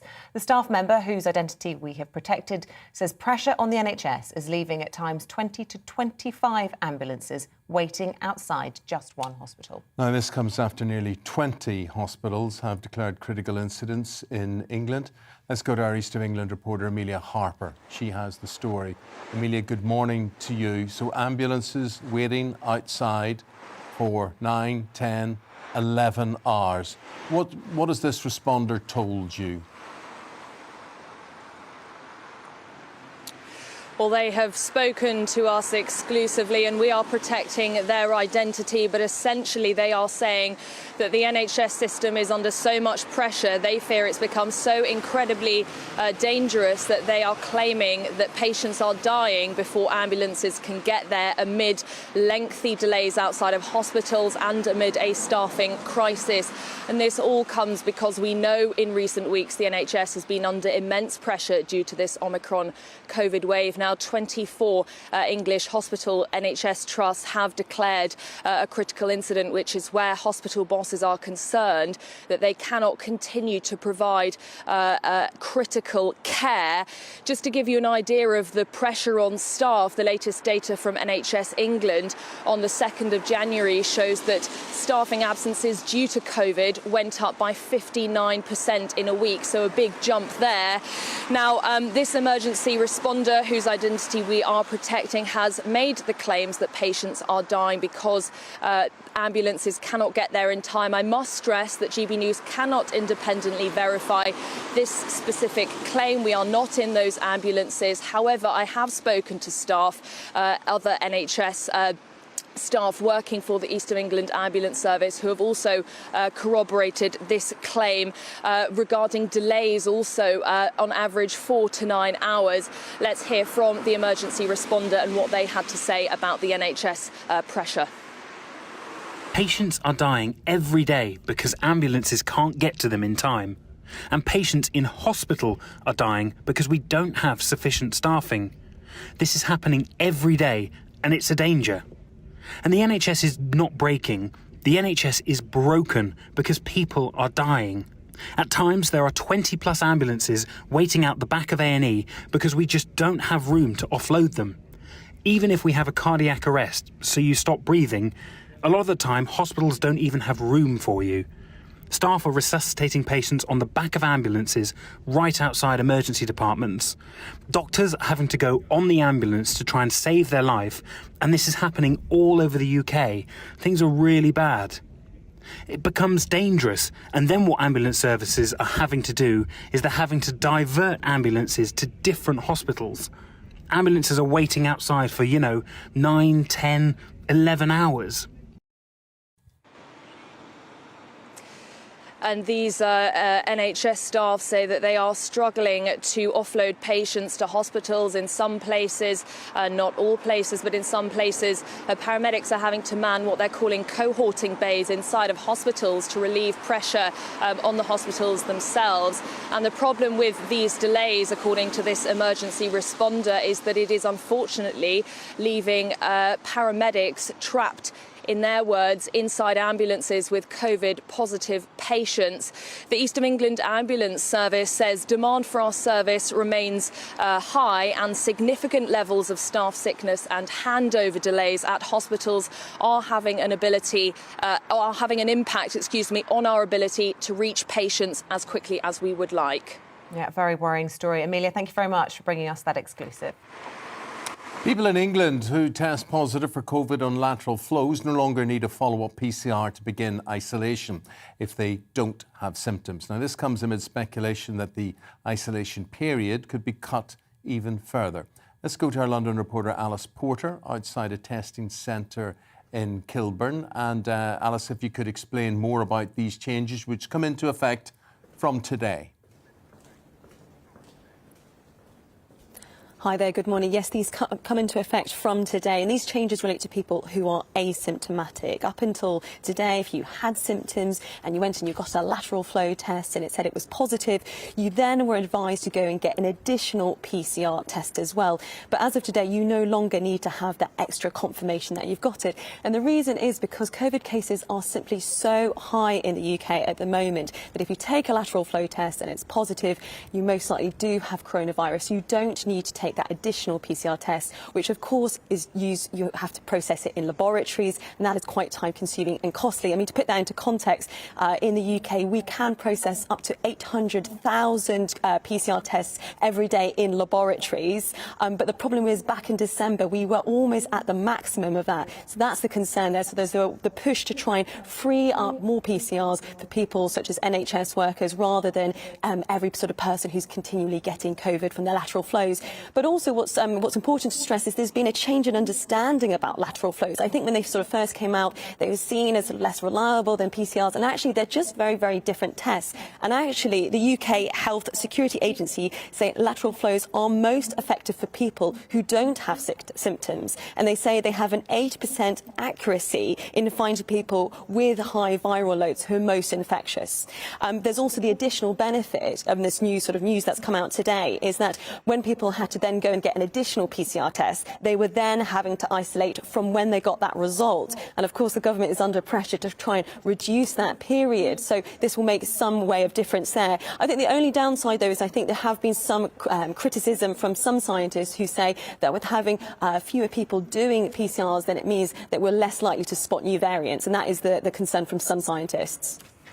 OK, Alice, and of course, we've seen real problems with people getting hold of lateral flow tests. So it's all very well saying you don't need PCR tests anymore, but will people be able to continue to get their hands on them?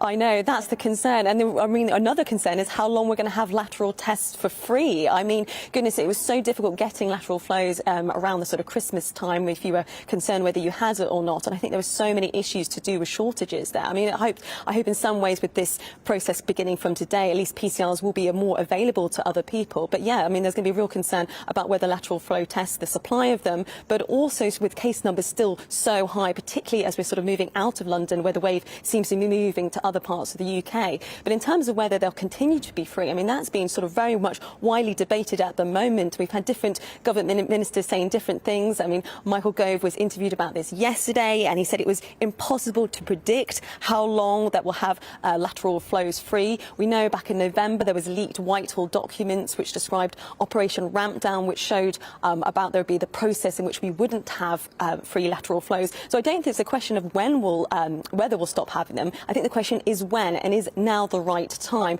But of course Boris Johnson's under pressure in that regard, but also under pressure about reducing the isolation period, which currently is at 7 days if you can prove that you don't have coronavirus. But he's under enormous pressure to bring it down to 5 days, in line with the US, because of so many staff absences across the NHS, and that's impacting people across the country, as you were hearing from Amelia's report just earlier. Thank you, Alice. Lovely. Now we know. Thank you very much indeed. With that, we'll take a break. We stay with health matters because our counterpart at the weekend, Stephen Dixon, who presents the Breakfast Show with Anne Diamond across the weekend, he will be joining us to discuss. It is 100 years since the first human insulin was invented, and Stephen is a diabetic. He's type 1 diabetic, and we're asking, are more breakthroughs for diabetes on the way? That to come right after the weather update. Good morning. A much brighter day today across northern Britain compared to yesterday, whereas in the south, another fairly gloomy one with a lot of cloud and patchy rain and drizzle as well, being caused by this set of weather fronts. The low pressure tied into those way up to the north, and high pressure is moving in behind, and that will bring most of us dry weather for the rest of this week once we've lost the rain from these weather fronts today. But it is quite a damp start over central and eastern England in particular, some heavy bursts of rain here. Further north, we've already got the brighter skies, some sunshine through the morning. Chilly start, yes, but generally a fine day. Brightening up over northern England, North Wales, and eventually South Wales cheering up. Maybe even the Midlands seeing a bit of brightness this afternoon. But for much of southern England and East Anglia, staying fairly dull and dank. But it is mild here, temperatures up to double figures. Further north, temperatures typically 7 or 8 Celsius. Still quite windy in the northwest, but not quite as windy as yesterday. It'll stay blustery here through the evening and overnight with further showers. It'll take most of the evening before that rain clears away from the southeast. So quite a dank, drizzly, misty evening here. Clearer skies elsewhere, though, will allow the frost to form. So it's going to be a colder night, certainly for most of England and Wales, with a frost likely even in some urban areas. And, as well as the frost, there will be some fog patches, which could be quite slow to clear on Wednesday, looking particularly across the Midlands. It could be quite a foggy start here tomorrow, and as I said, that fog could take most of the day to shift. Some cloud and patchy rain in the far northwest. But for most, tomorrow's a sparkling winter's day. Quite a lot of sunshine, light winds, and after a touch of frost first thing, temperatures ticking up in the afternoon to about average 6, 7, 8 Celsius. The highest temperatures in the northwest, where it will be cloudy, but we could reach double figures. As for the outlook, well, apart from today's rain, most of this week looking dry, but increasing chance of seeing more of that dense fog through Thursday and Friday.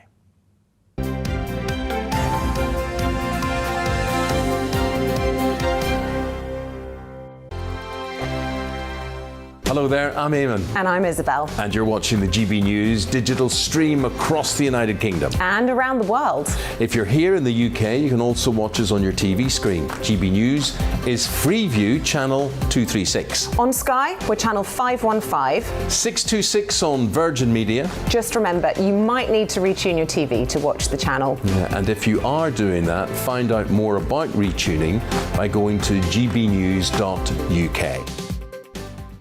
Join my show Farage, 7 p.m. till 8 p.m. Monday through Thursday, and there you will get opinion, analysis, debate, and I'll cover stories that nobody else dares to touch. And then for the last 15 minutes, talking pints. We're over a drink. We have a civilized conversation with someone. We very often disagree, but we do it in a grown-up way. Come and join me on Farage.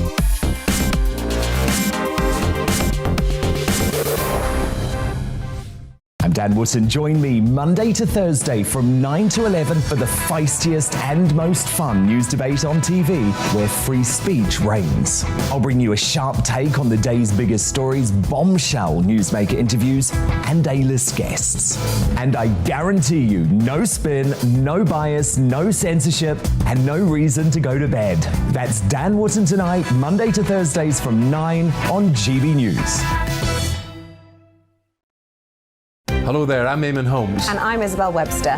And we hope you can join us for Breakfast with Eamonn. And Isabel. You make me laugh out loud, belly laugh. Is that important first thing in the morning? Yeah, absolutely. And there's me trying to be deadly serious. News is a serious business. Yeah, I have to rein you in sometimes. Well, it doesn't stop us laughing at it. It doesn't stop us having on what's going on. Yeah. And it certainly will not stop us reflecting what you think. Weekdays from 6 to 9:30 on GB News.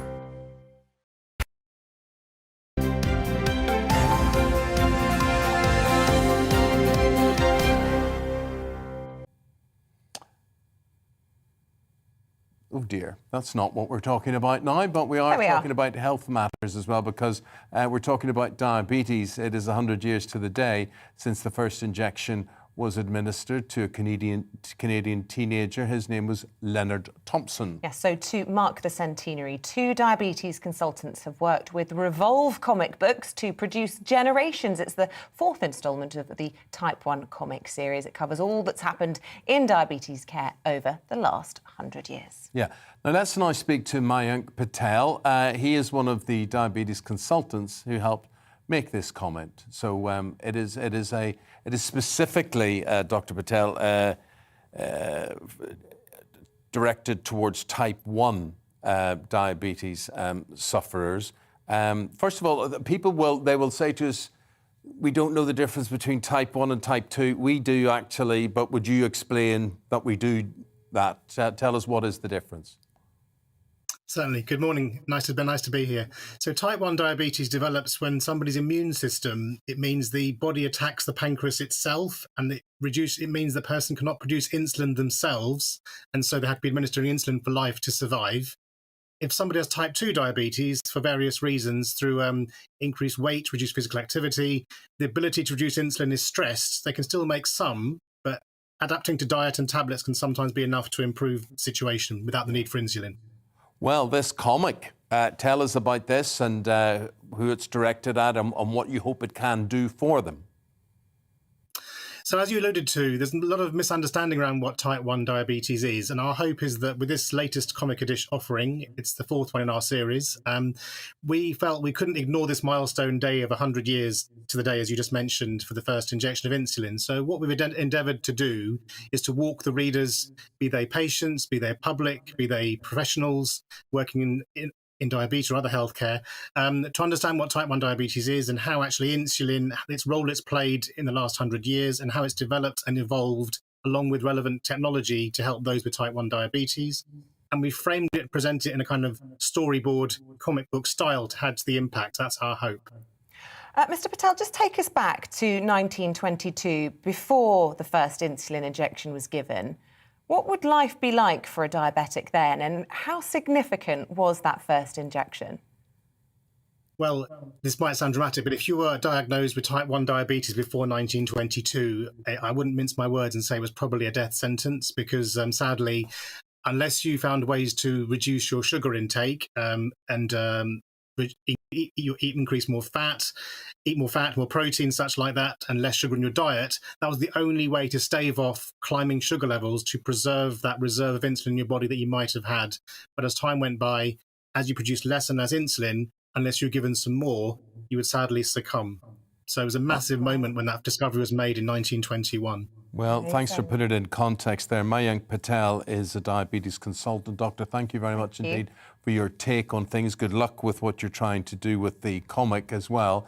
And right now we've got our friend and colleague, Stephen Dixon, to give his personal insight into the story. Stephen is the weekend breakfast host here on GB News. Quite sobering, Stephen, to hear what the doctor said there, that basically if you were born 100 years ago, well, that would have been that.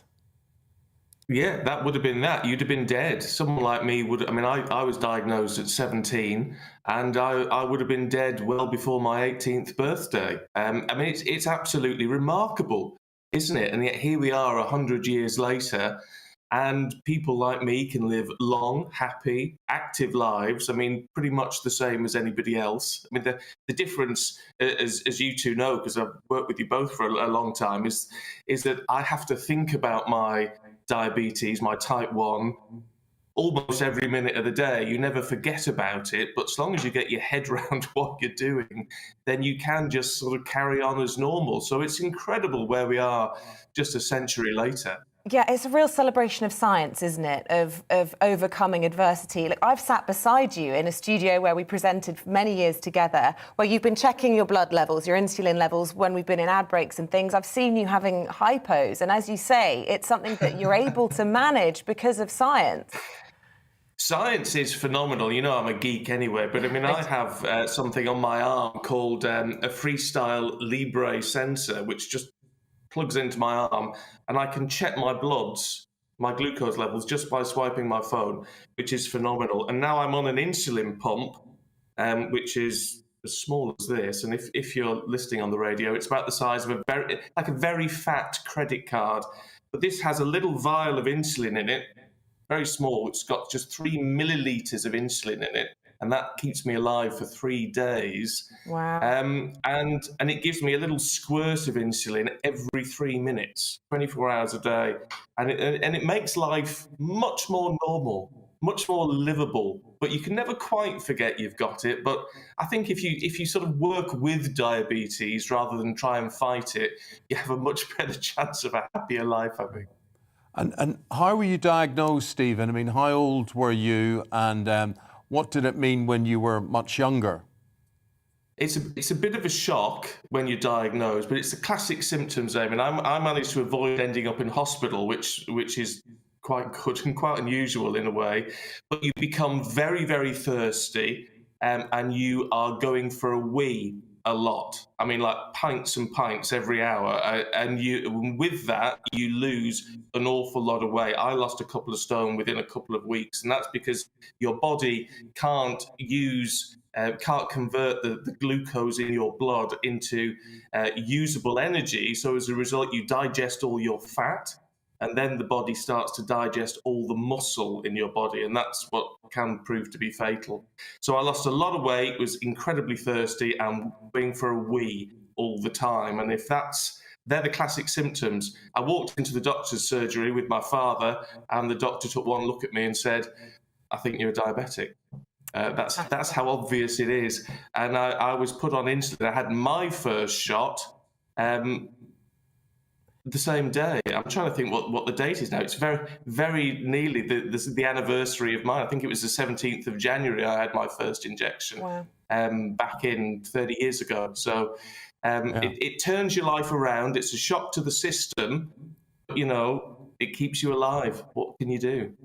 Well, if you've type 2, you might be able to do things. A lot of people get very angry and very sensitive about people not distinguishing between what you're born with, what you had type 1, and type 2. To people who can maybe do something about their condition, what would you say to them? Well, you've got to do what you can. I mean, I do what I can to keep healthy, and if you've got type 2, you have got to do what you can too. Now, some people cannot avoid having type 2. They used to call it late onset because it was more in older people when the pancreas just produced less insulin than it was, and you can take medication which increases the sensitivity of that insulin.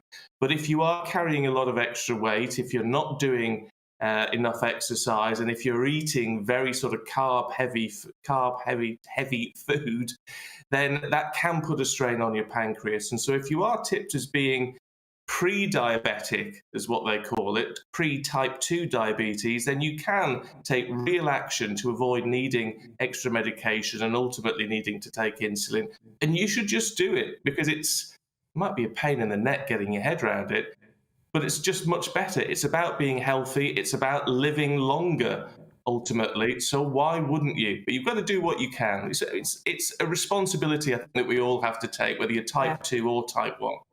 Well, Stephen, it's great that you use your public platform to be a Diabetes UK ambassador. Thank you for highlighting this, and we're so pleased that they came up with this invention 100 years ago so that you can be here alongside us presenting on GB News. Thanks, Stephen. Now Wilko's are closing some of their stores, 15 of them, I believe. 300 or so jobs will be lost. Will you be sticking with them or moving to more online shopping? Or do you have another store that you love to shop at? We want to hear your thoughts. Join us after this quick break.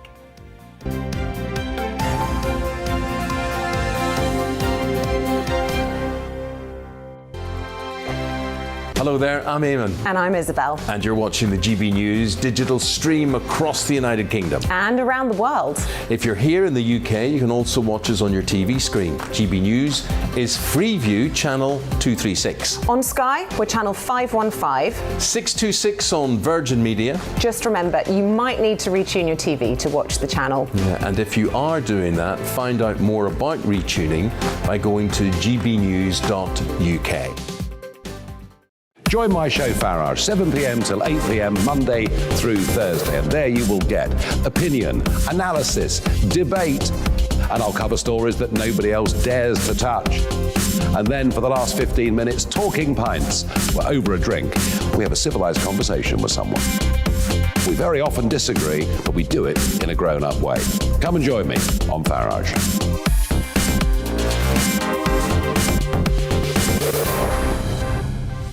I'm Dan Wootton. Join me Monday to Thursday from 9 to 11 for the feistiest and most fun news debate on TV, where free speech reigns. I'll bring you a sharp take on the day's biggest stories, bombshell newsmaker interviews, and A-list guests. And I guarantee you, no spin, no bias, no censorship, and no reason to go to bed. That's Dan Wootton Tonight, Monday to Thursdays from 9 on GB News. Hello there, I'm Eamonn Holmes. And I'm Isabel Webster. And we hope you can join us for Breakfast with Eamonn and Isabel. You make me laugh out loud, belly laugh. Is that important first thing in the morning? Yeah, absolutely. And there's me trying to be deadly serious.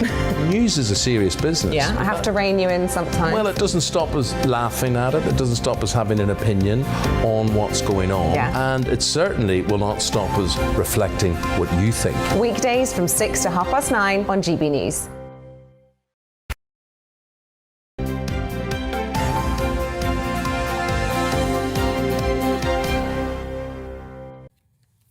Look, we're getting a lot of reaction to you on the story that's front page of all the papers today about news of another leak concerning a party at Downing Street, non-socially distant party. And Carla, by email, saying the party's wrong, but what is very, very worrying is that the person taking the photos didn't do the right thing of exposing this there and then. When you do that, that is because you want something in exchange for your silence. Freddie, by email, saying, I don't care about drinks, parties or decorations. I do care about lack of border control. I do care about increasing energy costs. I do care about a potential war with Russia. So we're going to keep reflecting these with our paper guests who joined us now. Nicky Hodgson, who is an author, and Daniel Moynihan, who's a Lord and was a former advisor to Boris Johnson when he was Mayor of London. Nicky, earlier on, I mean, you were quite upset about this. You were quite outraged that this has taken place. There's a lot of people who don't seem to care. Look here. Look, actually, those are those exact words on Twitter. Trevor Roll, just don't care. Would much rather a PM had drinks in the garden than kept disappearing into his basement for week-long virtue signalling sessions. And whilst people are saying we had to know all, I don't even understand this. Anyway, but there's what I can well, say. Of course, there's always people that are going to, be on the other side of it, people that didn't focus on those kinds of things. But if you were in any way personally affected by the restrictions in terms of how you grieved for somebody, maybe you didn't say goodbye to a parent, maybe there was somebody in a care home that died, it is very hard to forgive him. Mm-hmm. But Daniel, you think he may well be forgiven? Well, I don't know. What I said was that I completely understand the pain that Nicky is talking about, that a lot of people had to go through in terms of separation from funerals, failure to grieve, inability to grieve, and all of those things. Where I disagree with her is that and this I think is being borne out by this, is I don't think in the end this is an issue that the public will long-term judge Boris Johnson on in electoral terms. I don't think this is an issue a government falls on. And I don't think people expect that to happen, even if they're quite angry and upset. Yeah. I do have to say, Nicky, that Daniel may well be right here, judging by the reaction that we're getting from people watching and listening. They're calling it Boris bashing. That comes up all the time. Billy Boson says, I don't give a hoot that a group of workers who are regularly tested, working to keep the country going, have a few drinks. It's just another left-wing political point scoring. It's funny how different people see things in different ways. Absolutely. I mean, look, everybody has a different opinion on this, but I do think what is important actually is during Boris's tenure, we have become less sensitive to kind of the sort of lack of good moral behaviour that we might have seen in other prime ministers. We don't care as much as we did at the beginning because he has desensitised us to it by consistently doing these little things that kind of reduce, his moral high ground. Okay. People care less as a result. You've picked a story front page of the Daily Telegraph here, which desensitises the data that we get from medical scientists. This is being politicised, and there's a bit of cabinet outrage over isolation guidance on this. Oh, well, actually, I think we're talking about the rape conviction rate. I think this was... We did mention that before. So it's the Telegraph again, actually. It's inside the paper, and it's talking about how we've got a real problem in England and Wales with the very low prosecution rate for rapes. It's just 1.4%. Now, why this matters is because, obviously, rape is a very serious criminal offence. There are lots of people who go to the police and report having been raped and then don't see through the process of justice because it's not delivered quick enough. So the police don't stitch up with other units quickly enough to get the right evidence. And then there's a lot of fear that when it comes to trial, people will have their personal lives uncovered, particularly women, that there'll be prejudice on the part of the jury, and it stops victims from coming forward. Now, this isn't a new story. This has been going on for several years, that we've seen the prosecution rate go down and down and down. But what the Attorney General is now saying is that we need to look at the different forces across England and Wales and expose where maybe there's a difference of prosecution rates in Wiltshire versus Durham. And we need to understand why that happens geographically. Yeah, OK. Dan, could you just hand me your list of what we're doing here as well? No, that's another one for 6 a.m. So I've no idea what's happening now. Right, they all say 6 a.m., don't they?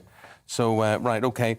Cost of living is what's caught your eye here. Yeah, well, Guardian has a story about Sunak tries to head off Tory unrest over cost of living crisis and moving beyond Partygate. I think everyone agrees this is going to be a story and an experience for people over the next few months and beyond. And we're going to see higher prices and inflation. And my worry about this is that the government tries to deal with it with some sort of short-term measure and sort of whack-a-mole stuff of when a price goes up, try and bash it on the head and so on, when there's actually, I think, quite serious structural problems now. We've had low interest rates for far too long.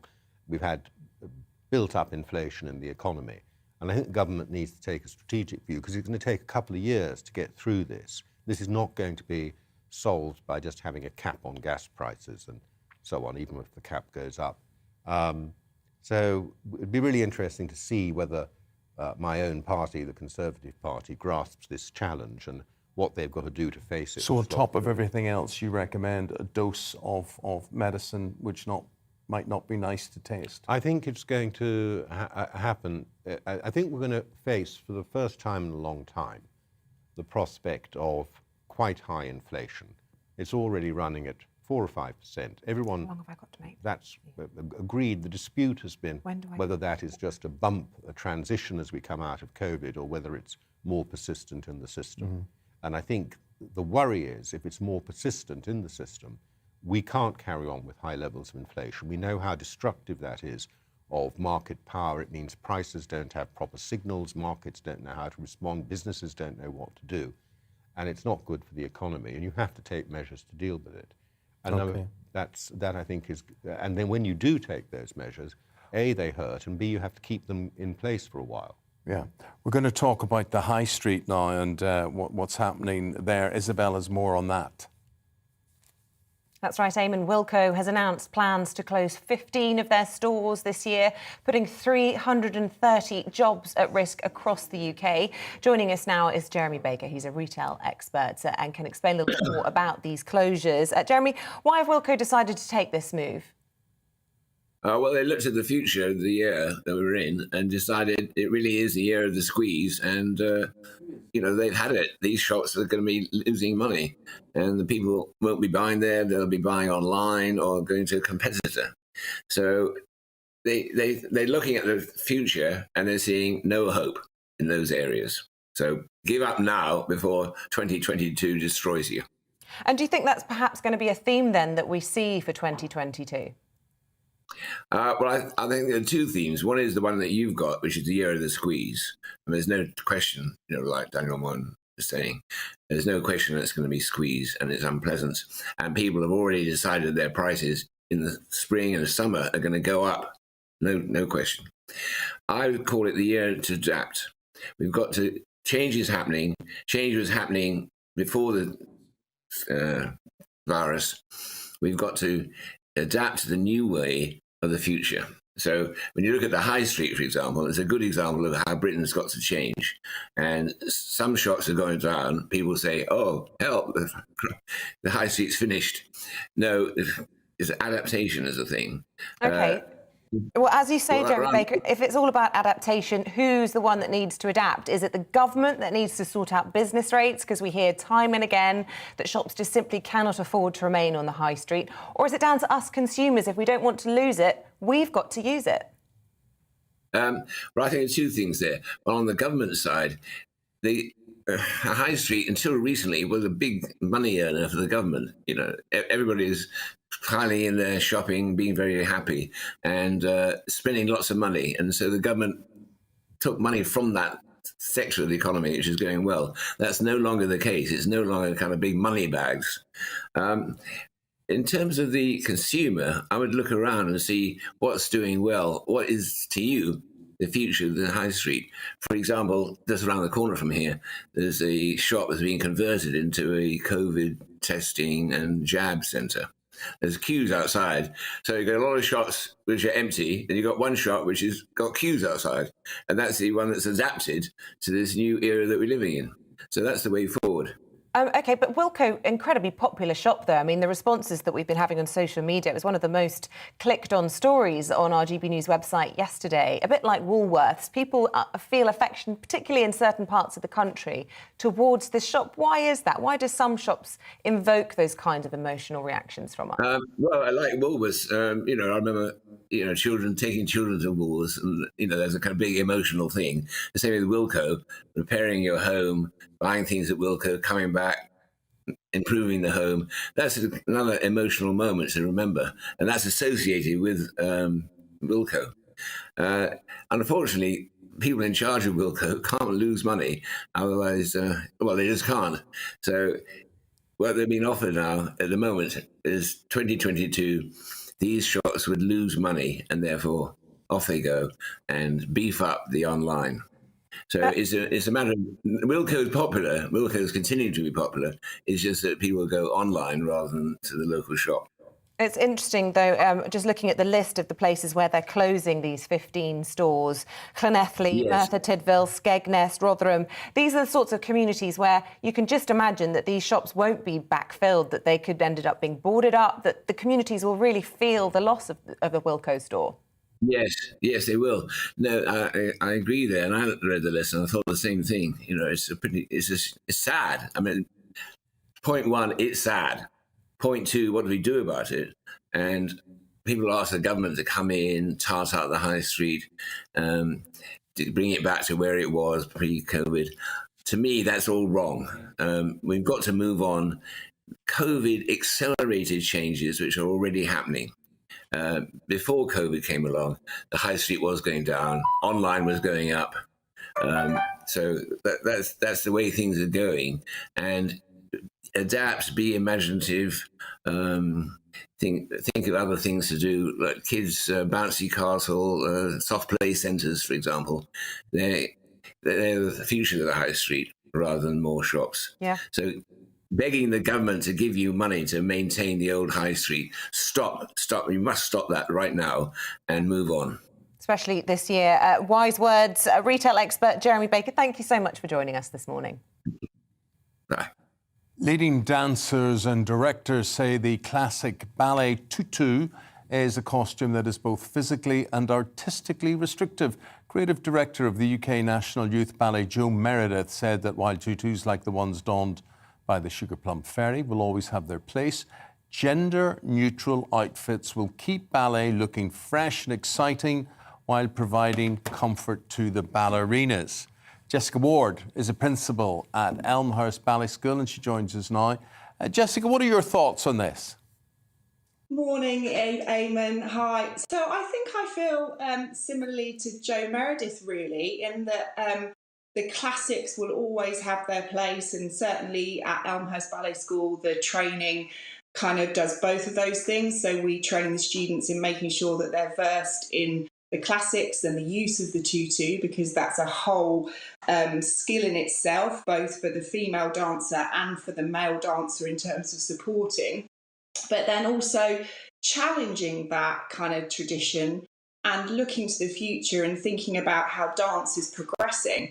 And if we look at some of the great choreographers in our country today, at if you look at Studio Wayne McGregor, the work that he does with the Royal Ballet, but also with his own company, you're looking at really progressive work where we're really moving away from the tutu, but actually still highly classical, technical dance. So I think there's a place for all of it. And the beauty about dance, I would say, Eamonn, is that you can do anything with dance. You can learn anything, you can explore everything. And I think it's brilliant to be able to do both. Really, though, about utility, the fact that it's easier to dance without wearing a tutu, because if function was really a key issue when it comes to ballet, surely you'd be getting rid of block ballet shoes, the most painful and awful things the ballerinas have to wear. I suspect that there's a little bit of politics creeping into this, that this is about trying to make it a bit more gender neutral in 2022. You think they're cancel culturing the tutu? Well, I just think it's quite trendy to be appearing to get rid of a sort of traditional pink for girls. It's not cool anymore. I think there is probably a bit of that. I think you're right. But I also think that choreographers are keen to kind of push the boundaries and explore the physicality of the body in different ways, which is really exciting if you look at some of the highly kind of technical work that happens in dance. But equally, we're always, I think, going to have the audiences, and certainly seeing young children coming through the school that aspire to look as the photos and the pictures we're seeing on screen at the moment. You know, they really are inspired by seeing those classical ballerinas, and it's kind of where they see themselves going for their careers. But I think you're right. I mean, there is also a place for dialogue around utility, but also around the gender neutral conversation, and that's certainly conversations that we're having in school. And the gender sort of stereotypes are quite strong in ballet, aren't they? Because, you know, traditionally the prima ballerina is like a little waif. She's a tiny little thing that can be thrown around, and the primo ballerino is strong and hefty. You know, gender stereotypes are very strong in ballet, and I just wonder whether that will have to change as well. I think we're all having those conversations at both company level and in our schools. I think you're absolutely right. They have to happen.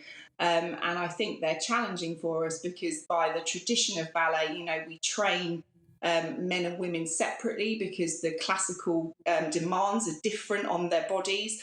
But actually, we're also seeing the shift. So if you look at somebody like Matthew Bourne's work, but again, other kind of classical and contemporary choreographers, you are seeing more women lifting men, more men lifting men, women lifting women.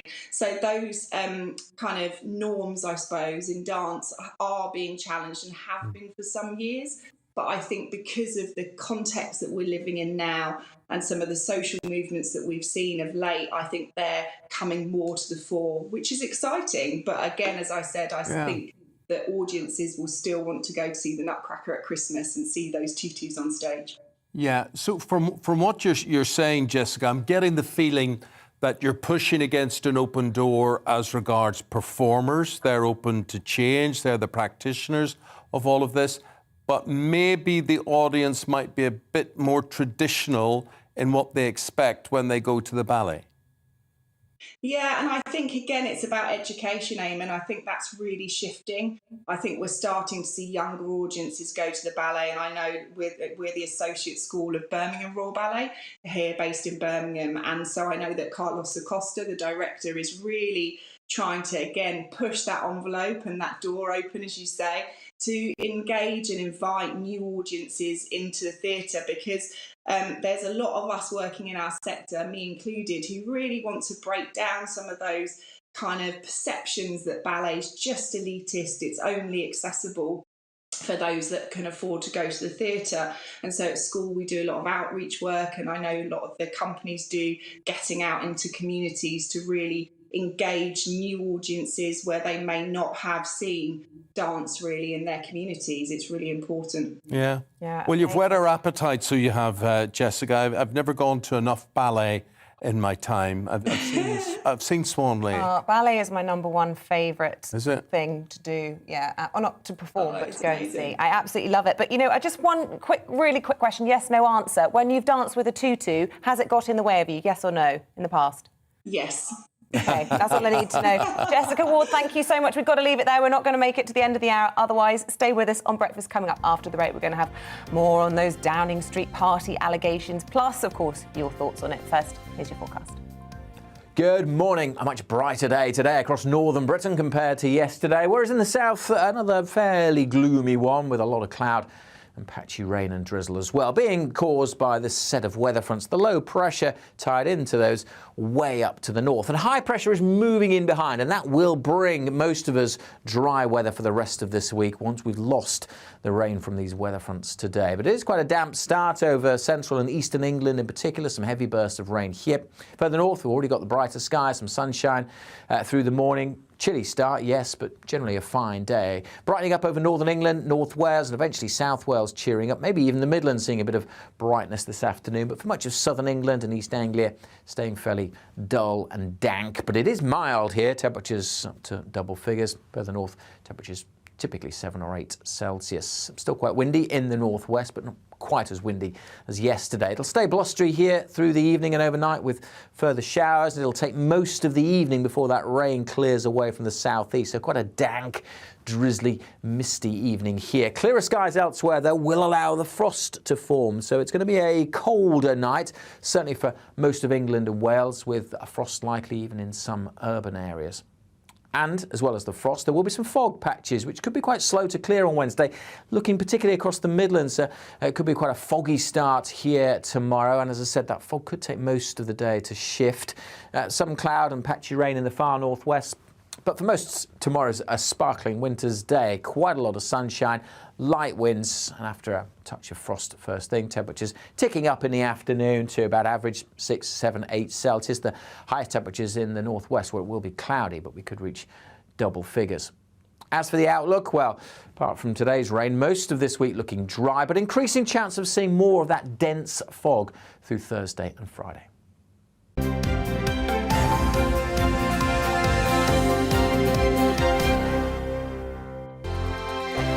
Hello there, I'm Eamonn. And I'm Isabel. And you're watching the GB News digital stream across the United Kingdom. And around the world. If you're here in the UK, you can also watch us on your TV screen. GB News is Freeview channel 236. On Sky, we're channel 515. 626 on Virgin Media. Just remember, you might need to retune your TV to watch the channel. Yeah, and if you are doing that, find out more about retuning by going to gbnews.uk.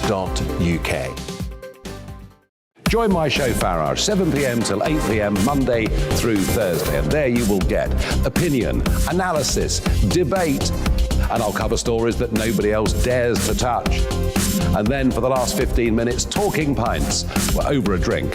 We have a civilized conversation with someone. We very often disagree, but we do it in a grown-up way. Come and join me on Farage.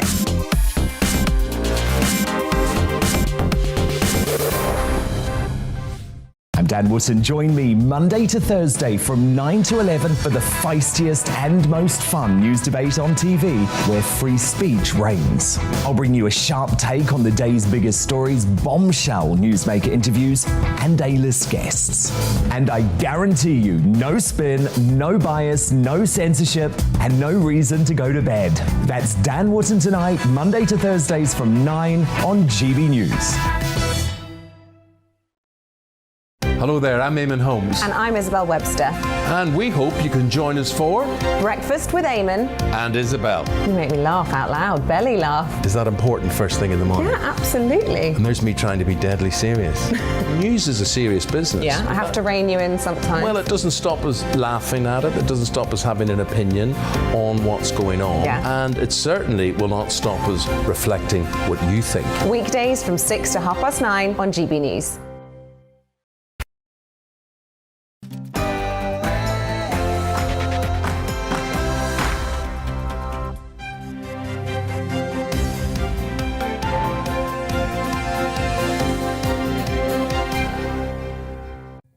On radio and television, it is 8 o'clock. This is GB News Breakfast with Eamonn Holmes and Isabel Webster. It's Tuesday, the 11th of January. Remember, you can find us on DAB+. So if you're watching us before work or the school run, don't forget, you can take us with you wherever you go. Do you know what I wouldn't take anywhere?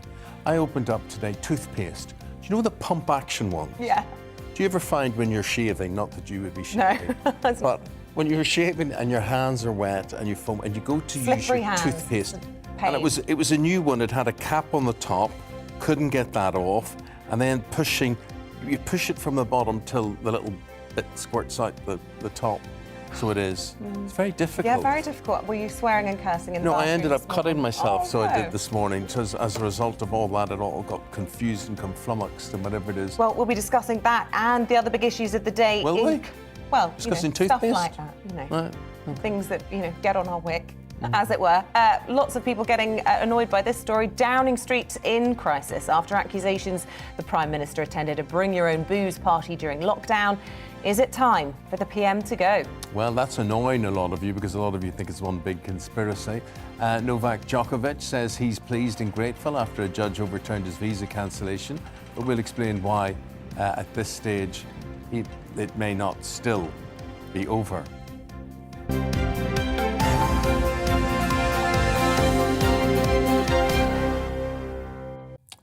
Now, families of those who've died of coronavirus say they are furious at claims that Downing Street staff attended a number 10 garden party, and this was during lockdown. Yeah, in a leaked email that was released by ITV News, 100 employees were asked to bring their own booze to a socially distant event on the 20th of May 2020. You can just about make out the words on the screen there. It says, after what has been an incredibly busy period, we think it would be nice to all come together. The words "it would be nice" really sticking in some people's teeth. And I don't think it's just people who lost loved ones, and to say just, but it's not just people who were grieving during lockdown, but so many other people who were denied seeing loved ones and were following the rules. The reaction's been coming in thick and fast, what they're saying. Yes, they avoided, they couldn't have weddings, they couldn't have baptisms, they couldn't have holidays. There were so many things like this.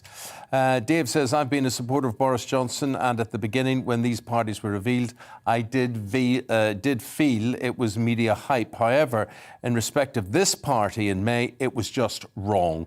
You cannot defend the indefensible. Paul Mackenzie, he says, oh yeah, Conservative voters totally forgive Emperor Boris. No, they're wondering what's taking Conservative MPs so long to stick the knives in. Anna, just a few thoughts regarding this from myself, and I hope others might agree. They do, Anna. These garden parties don't harm me, but the troubles with Russia might. Also, I'd rather you talk about the so-called green taxes being put on energy bills. I have also lost a relative during this time and couldn't go to the funeral, but we had a party when we could get together. Well, you be you, Anna, let everybody else be them. There definitely is much more support, I think, for the Prime Minister from our audience than I would have expected this. However, there is a police investigation. Mark White is our Home and Security editor, and he will explain more about that. How far will this go, Mark? Well, this is the subtlety of what is being put out by Scotland Yard this morning. We don't have a formal police investigation. What they are saying is that they will look into the matter with a view to launching an investigation if that is appropriate. Now, we know that they did something similar, of course, when all of the revelations about the Christmas parties came out in December. And then, of course, it was decided that it wasn't appropriate to launch a full-blown police investigation. It may be that this time they've got something more tangible to work off, but whether that's something that would actually impact the Prime Minister, or whether it would be the principal private secretary who is quoted in that email, who sent the email out, Martin Reynolds, that might be the man who is in some deep trouble this morning, and certainly we're getting already some government spokespeople off the record, or on the record but off camera, telling political journalists that that this individual should never have put out such an email for such a gathering in the first place, and they can understand why the public would be angry. I seem to remember similar comments coming from government sources during December as well. So it seems that already the Prime Minister's people are lining up their potential defence, and it may well be to put this man in the firing line. It's really interesting because, you know, obviously the pressure is mounting on, as you say, Martin Reynolds and any of the 40 or so of the 100 who decided, miscalculation to attend that party. But there presumably will also be some pressure on how the Metropolitan Police handle this. Dame Cressida Dick has to be seen to be neutral in this and not kowtowing to the government. And, you know, it doesn't take very much investigation to look back into some of the breaches that the police did act on during the first lockdown. For example, we can always remember that couple, two young women who met for a walk in Derbyshire. Yeah. They'd picked up a cup of coffee on the way to meet each other, and because of that, it constituted a picnic, and they were both fined £200, and that was given the green light by the then Health Secretary, Matt Hancock. It's infuriating, it really is. We can understand how many people would be very angry, given that they had to comply with the letter of the law that was laid down, those repeated Downing Street press conferences telling people that they have got to abide by these COVID regulations for the sake of their fellow citizens. And of course, some people fell foul of that. So it would absolutely reek, of course, if now with proof, it would seem, in the form of an email with reports suggesting that the Prime Minister himself, along with his wife, attended that event in May of 2020. It would certainly leave a very sour taste if there is no significant impact or sanction against those responsible for that. Of course, the government already has employed the use of Sue Gray, this civil servant who is looking into the various allegations of parties over December as one reason why they can't come out full-throatedly and address the specific allegations for the moment. But I'm not sure that that will play, especially when we come to PMQs on Wednesday. Yeah, it's going to be a very interesting few days politically and, as you were explaining, in terms of the Met Police as well. Mark White, thanks very much. Keep us posted on any developments with that story. Headlines you're waking up to. Pressures growing for the UK to follow in the footsteps of the US and cut the COVID isolation period from 7 to 5 days. It comes after the Health Security Agency admitted that it had misinterpreted the guidance from America. Asymptomatic people who test positive for COVID-19 on a lateral flow test no longer need a follow-up PCR test from today. The aim is to free up testing capacity for those who do have symptoms. Tennis's governing body, the ATP, says the controversy over Novak Djokovic's Australian visa has been damaging on all fronts. It welcomed the court's decision to quash his visa cancellation, but urged players to get vaccinated to comply with global travel regulations. Djokovic is now training ahead of the Australian Open. OVO Energy has apologised, saying it's embarrassed after it advised customers to cuddle their pets to keep warm this winter. It comes after an email sent to customers with money-saving tips, including do star jumps and clean the house. Energy bills could rise by more than 50% in April for millions of households. Doctors in America have transplanted a pig's heart into a 57-year-old man in an effort to save his life. Surgeons say the patient, David Bennett, is doing well 3 days after the operation. It marks a major step in efforts to one day routinely use animal organs for life-saving transplants. And a set of 12 stamps will be launched later this month to celebrate the Rolling Stones as the band marks its 60th anniversary. 8 of them will feature images from some of their most famous performances over the years. It includes dates such as 1969's London Hyde Park show, held just 2 days after the death of their founding member, Brian Jones.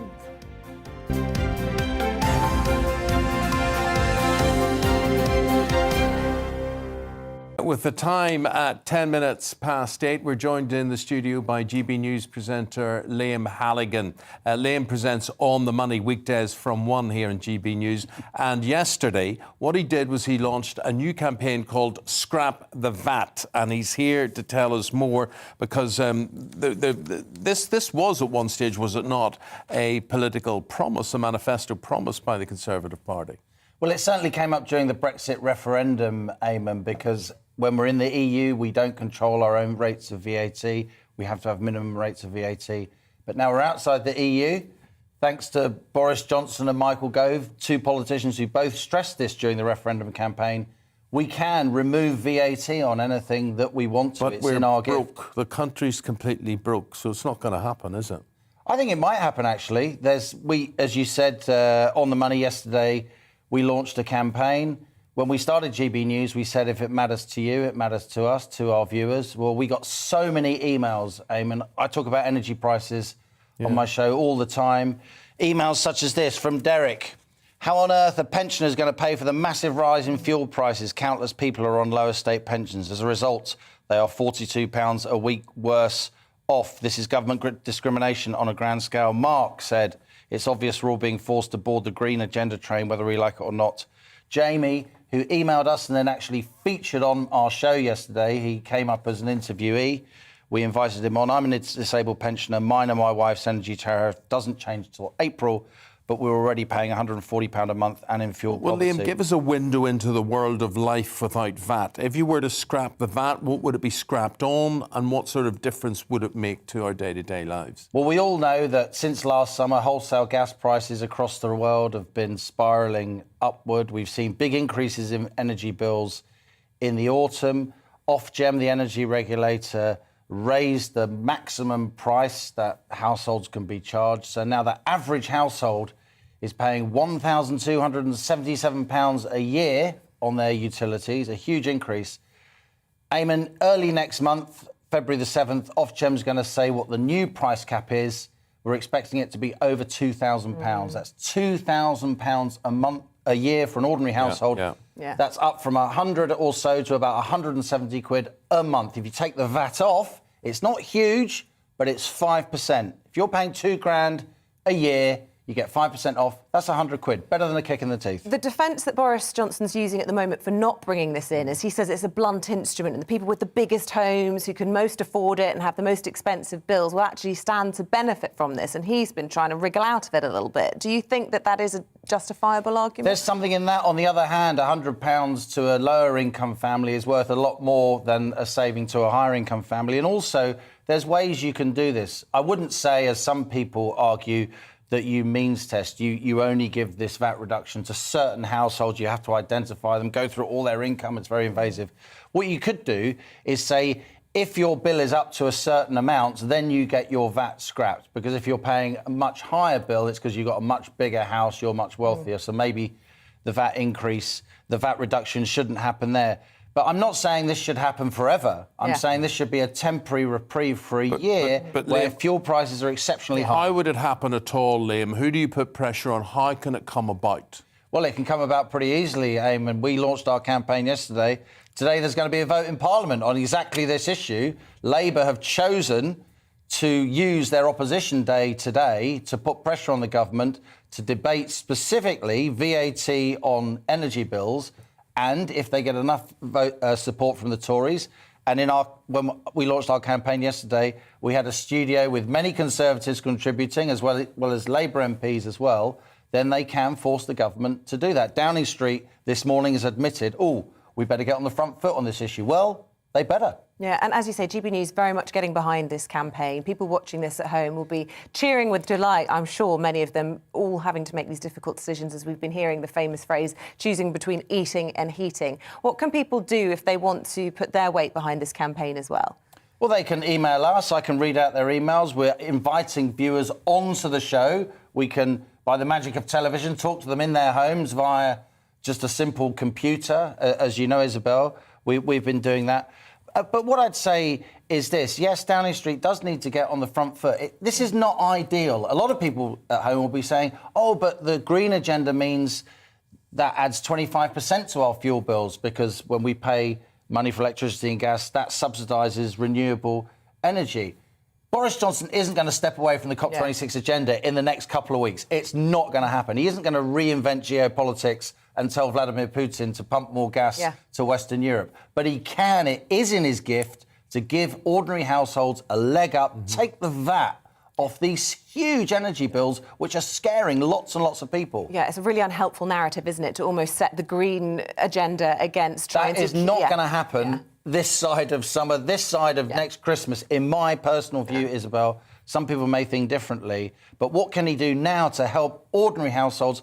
We've got a cost of living crisis coming in April. Everyone can see that. Tax rises are coming in. Inflation's going to hit 6%, maybe even 7%, and that's even according to the Bank of England. It could well be higher. And this energy price rise as Ofgem lifts the cap. So I think, personally, if the Prime Minister wants to show people that he understands the cost of living crisis, certainly a lot of those Tory MPs in those red wall seats, people need a leg up, and scrapping the VAT is a quick and easy way to signal and do that. OK, Liam Halligan, as always, you are on the money. Thank you. Thank you very much indeed. Cheers. Right, we'll keep you posted on that because that is a developing campaign. Us here for you on GB News. We're going to take a break, and coming up, despite moving 100,000 troops to the Ukraine border, Russia insists it's not going to invade. Can they be trusted? We'll have more on that right after the weather. Good morning. A much brighter day today across northern Britain compared to yesterday, whereas in the south, another fairly gloomy one with a lot of cloud and patchy rain and drizzle as well, being caused by this set of weather fronts. The low pressure tied into those way up to the north, and high pressure is moving in behind, and that will bring most of us dry weather for the rest of this week once we've lost the rain from these weather fronts today. But it is quite a damp start over central and eastern England in particular, some heavy bursts of rain here.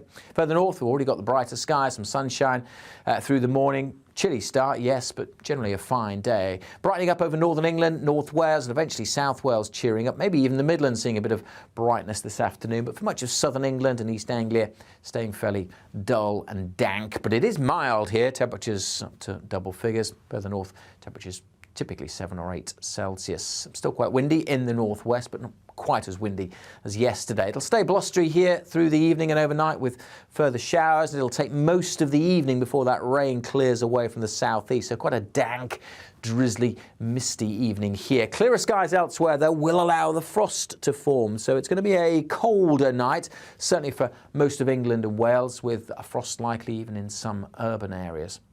And, as well as the frost, there will be some fog patches, which could be quite slow to clear on Wednesday. Looking particularly across the Midlands, it could be quite a foggy start here tomorrow. And as I said, that fog could take most of the day to shift. Some cloud and patchy rain in the far northwest.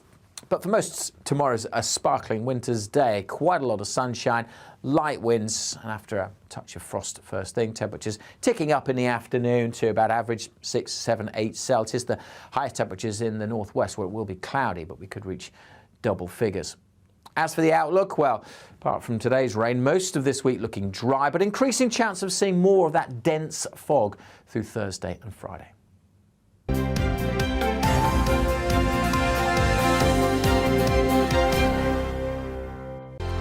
Hello there, I'm Eamonn. And I'm Isabel. And you're watching the GB News digital stream across the United Kingdom. And around the world.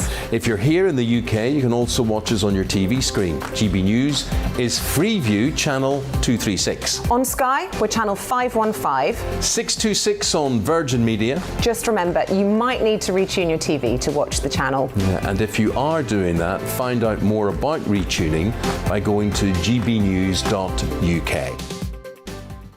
Join my show Farage, 7 p.m. till 8 p.m. Monday through Thursday. And there you will get opinion, analysis, debate, and I'll cover stories that nobody else dares to touch. And then for the last 15 minutes, talking pints. We're over a drink.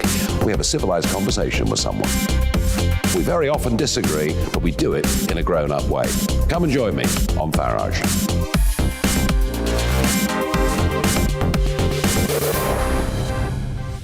I'm Dan Wootton. Join me Monday to Thursday from 9 to 11 for the feistiest and most fun news debate on TV, where free speech reigns. I'll bring you a sharp take on the day's biggest stories, bombshell newsmaker interviews, and A-list guests. And I guarantee you, no spin, no bias, no censorship, and no reason to go to bed. That's Dan Wootton tonight, Monday to Thursdays from 9 on GB News. Hello there, I'm Eamonn Holmes. And I'm Isabel Webster. And we hope you can join us for Breakfast with Eamonn and Isabel. You make me laugh out loud, belly laugh. Is that important first thing in the morning? Yeah, absolutely. And there's me trying to be deadly serious. News is a serious business. Yeah, I have to rein you in sometimes. Well, it doesn't stop us laughing at it. It doesn't stop us having an opinion on what's going on. Yeah. And it certainly will not stop us reflecting what you think. Weekdays from 6 to 9:30 on GB News.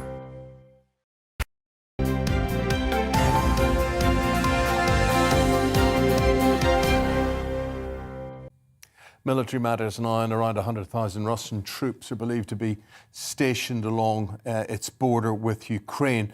Now, despite this looking like preparation for an invasion to those in the West, Russia has told America that it is absolutely not the case after officials from both countries met for sky-high talks in Geneva yesterday. I suppose the big question is whether or not they can be trusted. Will Geddes is a security and terror expert here to give us his take on it all.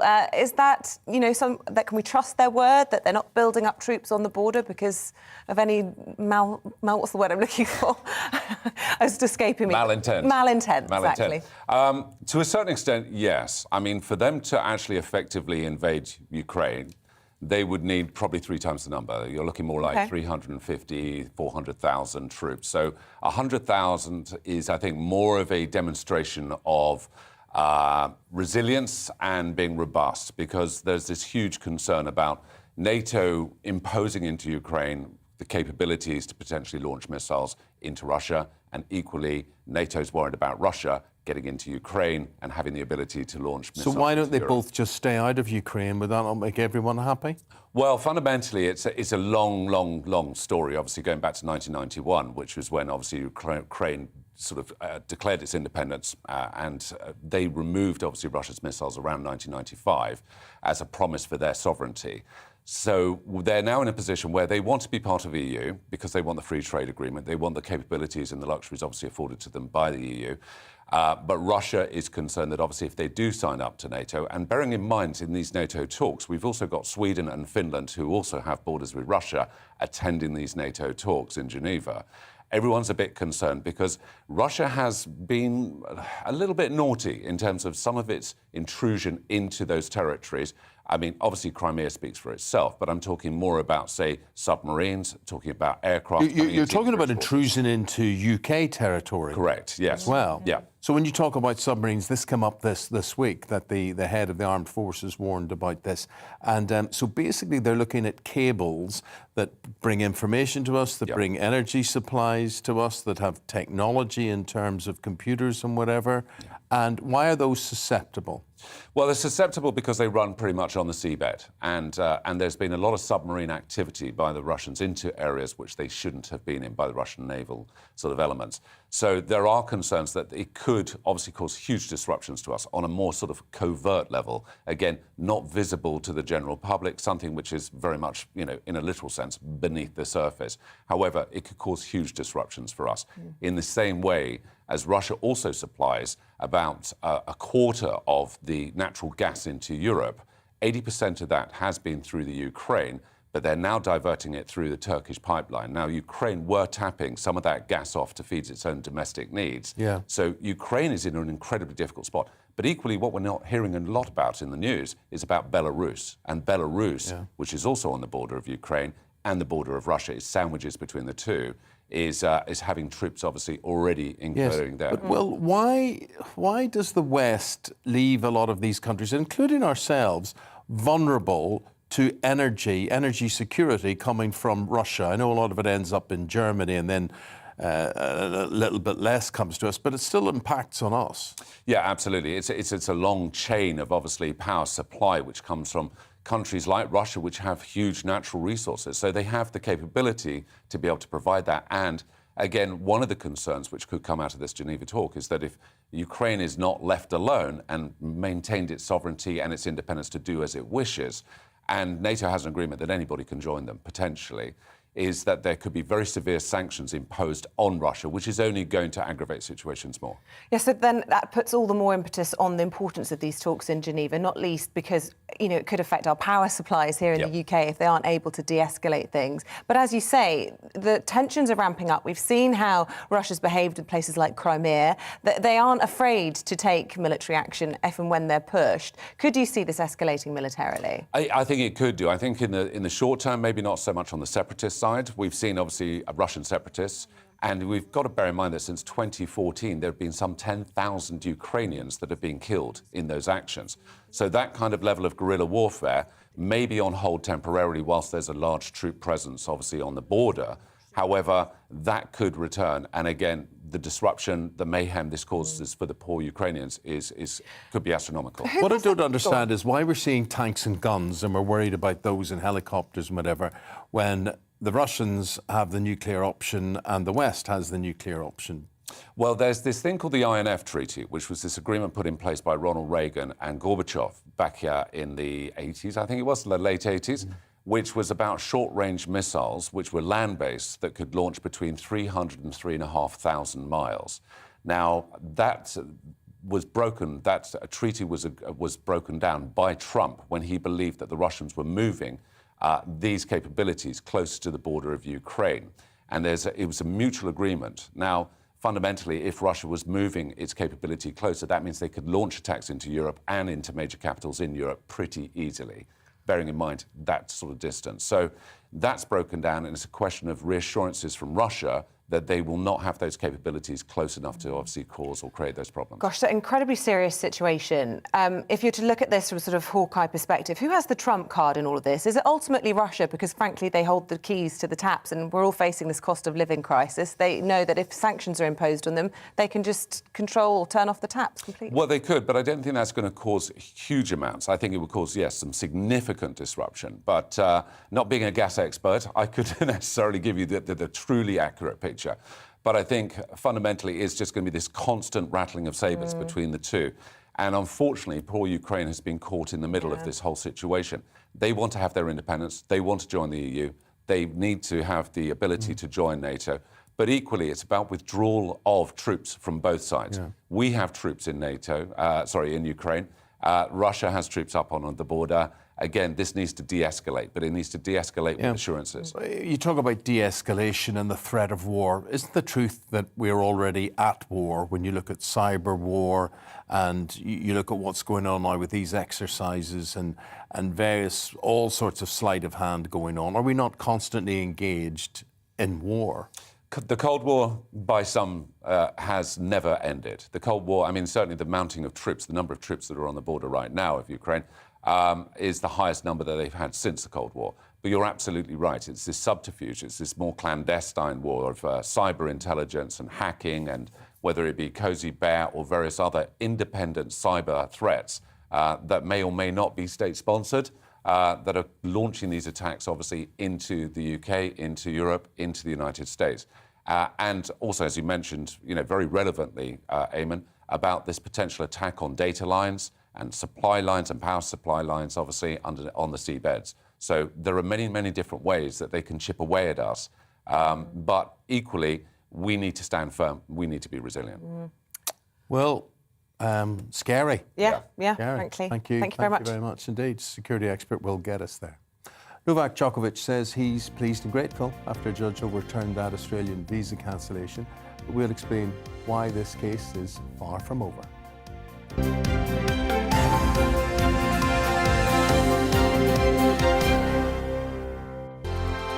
Hello there, I'm Eamonn. And I'm Isabel. And you're watching the GB News digital stream across the United Kingdom. And around the world. If you're here in the UK, you can also watch us on your TV screen. GB News is Freeview channel 236. On Sky, we're channel 515. 626 on Virgin Media. Just remember, you might need to retune your TV to watch the channel. Yeah, and if you are doing that, find out more about retuning by going to gbnews.uk.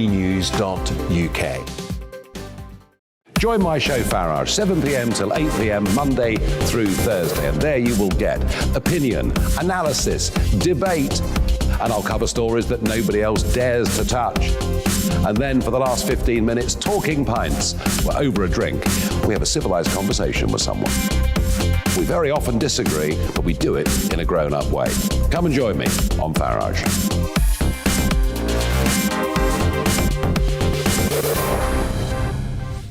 I'm Dan Wootton. Join me Monday to Thursday from 9 to 11 for the feistiest and most fun news debate on TV, where free speech reigns. I'll bring you a sharp take on the day's biggest stories, bombshell newsmaker interviews, and A-list guests. And I guarantee you, no spin, no bias, no censorship, and no reason to go to bed. That's Dan Wootton Tonight, Monday to Thursdays from 9 on GB News. Hello there, I'm Eamonn Holmes. And I'm Isabel Webster.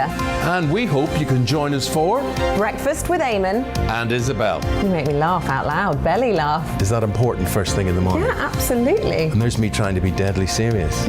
News is a serious business. Yeah, I have to rein you in sometimes. Well, it doesn't stop us laughing at it. It doesn't stop us having an opinion on what's going on. Yeah. And it certainly will not stop us reflecting what you think. Weekdays from 6 to 9:30 on GB News.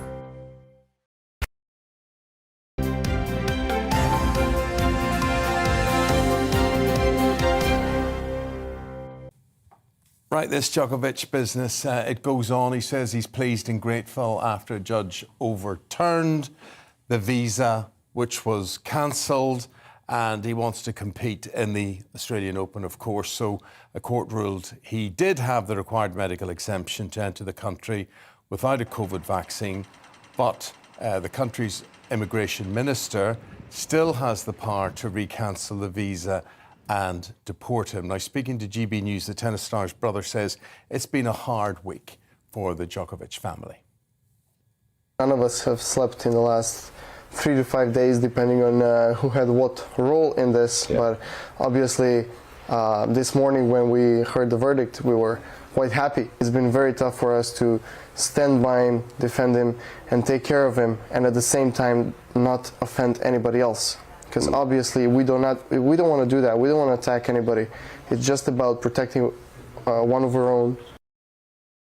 Right, here with his take on things, Paul Coyte, sports broadcaster here. So it goes on. It does. It really does go on. You summed it up perfectly when you said this business, because it just seems to rumble on and on. So where we are at the moment then, as you just said, it's down to the immigration minister to decide what he's going to do. And why he's waiting for this, I don't know. I think the only theory I've got is maybe if there's the situation where Novak may draw an Aussie qualifier, right. He may be 6-love, 6-love, 5-love up, and then all of a sudden then they might say, I'm afraid it's time for you to leave now. So maybe that's the only way that it's possibly going to happen. Right. What does this do about him? He becomes one of these, these very arrogant sort of sports people like Zlatan, like Eric Cantona, whatever. It's all image building as well, isn't it? Yeah, of course it's image. I mean, that's his image. Although I get the impression that it's not an image that he really wants. I get the impression that he looks at Nadal, that he looks at Federer. Right. He wants to be loved instead of hated. And and exactly, and that's what he wants more than anything else. I mean, again, I was speaking to people in Australia overnight and broadcasters over in Melbourne, and made a really good point, because I said, well, what are the crowds going to be saying about this? How are they going to react? Are they going to be against Novak? Are they going to be with him? And he said, I've got to tell you, with everything that's gone on, they're not going to be with him. They're going to be so pro-Nadal for this. So what he's going to face when he plays, if he plays, I don't think it's going to be anywhere near the friendly situation it could have been. Right, FA Cup third round came to an end last night. Man U beating Aston Villa 1-0.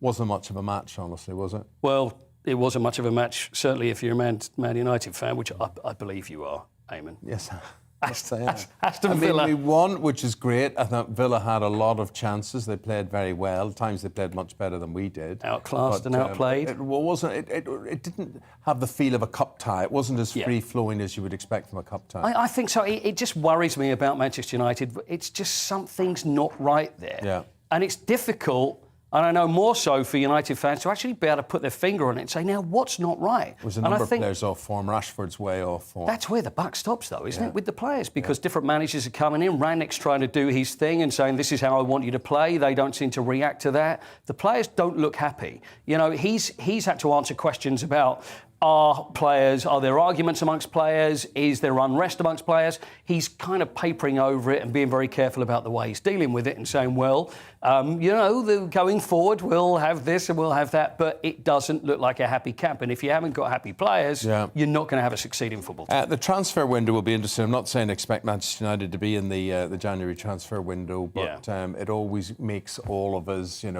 wish and hope and, all the transfer gossip goes on. Of course. I mean, as a Spurs fan, I'd always wait until that very last minute before 11 o'clock and then waiting for the clock to tick down and waiting for that last deal to be done, which invariably wasn't actually done because it's been a while since that. But everybody has hopes. Aston Villa, they're signing Philip Coutinho. They've got Luca Dean from Everton that looks like they're going to sign them.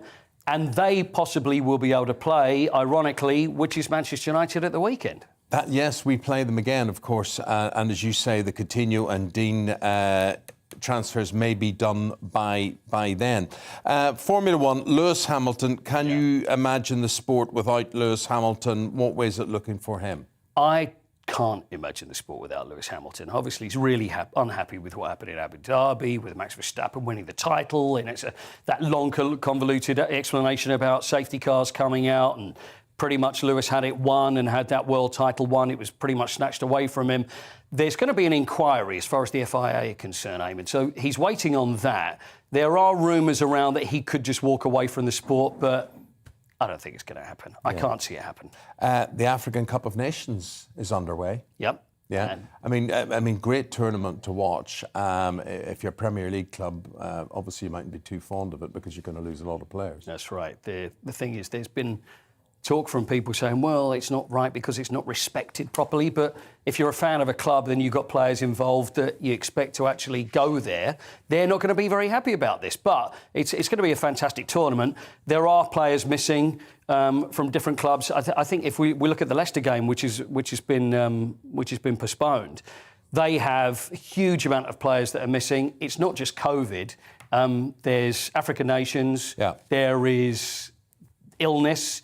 There's players that are unfit. And so the rule is that you don't have 13 players to actually represent your side, and that's 13 first-team players, then they can cancel the game. So look, you were trying to get inside the head of Djokovic there, and I'm delighted to say we've got a man called Chris Bowers ready to talk to now. And Chris is a writer, broadcaster, he's a tennis historian, and most importantly, you have written, Chris, a book on Novak Djokovic and the rise of Serbia. You call him a sporting statesman. Paul and I were trying to just sort of analyse what he wants. Does he want to be loved? Does he want to be respected? Does he want to be feared? How would you describe him? He's actually a remarkably sensitive man. He's quite emotional. The term sporting statesman referred very much to the fact that he's put Serbia on the map in a sort of positive way. If we think of those of us old enough to remember the Yugoslav civil wars of the 1990s, some horrific things that were going on, and the Hague trials always had Serbia as the villains in that. And I think what he and also a number of other tennis players from this relatively small Southeast European nation have done is actually put Serbia on the map in a positive context. But whether it's positive at the end of a week like this, I suppose it depends a little bit on your view of civic duty of taking the vaccines or not, because clearly he is very convinced, for his own reasons, that it is his right and his duty to himself not to take the vaccine if that's what he chooses. Chris, I've got a question for you. The thing is, we did mention that, and as Eamonn said just now about how he feels about being loved and how he feels about being respected. How do you think he feels at the moment with everything that's going on? I mean, is this upsetting him? Is it this will to win that or is he embraces he loving it? Well, that's it. This is what I wonder whether he does. I think he would have been hurting in that quarantine hotel. He is somebody who will have been hurt in the sense that we can probably all remember a playground spat where the wrong person got the blame, especially if it was us that got the blame, going back to our primary school days. It's that level of hurt. He will feel, hang on a second, I'm exercising a right which I ought to be able to exercise. I fully respect people who wish to take the vaccine. Just don't make it compulsory for me to earn my living to have to put this vaccine in my arm. And therefore, for him to end up, especially as he travelled to Australia following the advice he'd been given, I think would have hurt him. I mean, yes, he does want to be loved. He wants to be respected. I think we all want to be respected. And he wants his fellow professionals to fear his level of tennis. But he does want to be loved. I think it's fairly clear from some of the gestures he's made. My one criticism of him is that he frequently doesn't read the room.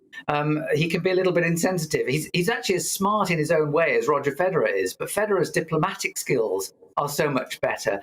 And I think Djokovic, I may be proved wrong on this, but for me, I suspect that even if he's allowed to play, which now looks like he is, they've announced the seeds and he is the #1 seed, that he won't win the Australian Open simply because this will have taken too much nervous energy out of him. And while he might win a couple of early rounds, because players are playing the reputation as well as the man, they might end up sort of, he'll come up again in the third round, fourth round, maybe quarterfinal against a player playing at the top of his ability. Djokovic will go to the reserve tank and find the reserve tank is empty simply because this has cost him, not the 4 or 5 days when he couldn't swing a racket. He can cope with that.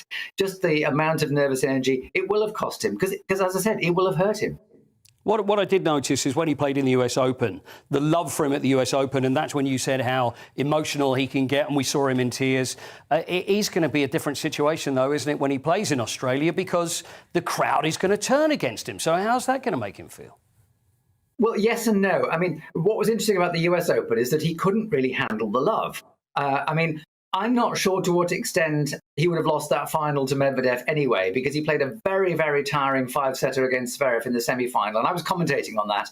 And at the end, I said, has Zverev done Medvedev's work for him by taking Djokovic to 5 sets? So he might have lost that match anyway. But he clearly was so overwhelmed by the positive emotions that the New York crowd gave him when he walked onto court, that he was never quite the same player. And you saw him almost in tears at his chair at the changeovers in the second set of that match. Here, he'll be back to a more traditional role. I mean, he's used to being the villain of the piece, you know, that's simply because he is not Federer or Nadal. In fact, if anything, he's the gatecrasher in the Federer and Nadal double act. And, you know, Federer and Nadal are lovely people. Actually, Djokovic is a lovely person as well when you get to know him. He's just got spiky elements to his character that I think put people off. But whatever happens, Chris, whatever happens in Australia, it doesn't end there. He's got other tournaments to revisit. One of which will be Wimbledon. How do you think he will be received? Will it be back to the way he likes it, or what way will it be from here on in? I think a lot depends on the progression of the pandemic. I mean, if if by June there is a feeling that really anybody who is choosing not to be vaccinated without medical reason really is socially irresponsible, then I think he'll get a very bad reception. I think if by then one or two reports have come out implying that actually it is a legitimate decision, maybe, you know, one of the people I follow is the respected cardiologist Asim Malhotra, who you've had on this program a couple of times. Well, yeah, and you know. He's monitoring some of the reports that suggest there may be problems. I can't judge. I'm not a medic. I'm not a scientist. I'm just a writer and broadcaster and a biographer of Djokovic. But if some of those reports were to come out and there is widespread acceptance that there may be issues with taking vaccines, then maybe Djokovic will get a slightly better reception. Chris Bowers, really appreciate it. Thanks for your take and your analysis of things. Chris Bowers is the writer of the biography, Novak Djokovic, the sporting statesman. Thank you very much indeed. Paul, thank you very much indeed for your take on things as well. Let's get into what the morning newspapers are saying. Here's Isabel. Hello there. Well, before we go through the papers, I just want to quickly to give you a little sample of some of the GB views coming in, because so many of you have taken the time to send them. I think it's really nice to try and read out as many as possible. Paul's got in touch about the alleged party. Well, it's not so much alleged. We've seen the evidence, have we, of the email of this party that took place on the 20th of May 2020. Said the Prime Minister is an absolute disgrace. I've nothing against Tories. There are many good MPs, but unfortunately they've been frozen out from the Cabinet. Get rid of this man too. Stephen says, if the Met Police fail to launch a full investigation given the weight of evidence, I fear it will create a response in society that will see the police branded as a state force, losing them vital credibility. And finally, Bella says Boris should hang his head in shame. Do keep your thoughts coming in this morning. We really appreciate them. But as Eamonn was saying a moment ago, we are going to review the papers now. In the studio, joining me to do that is the author of The Curious History of Dating, from Jane Austen to Tinder. That's Nikki Hodgson.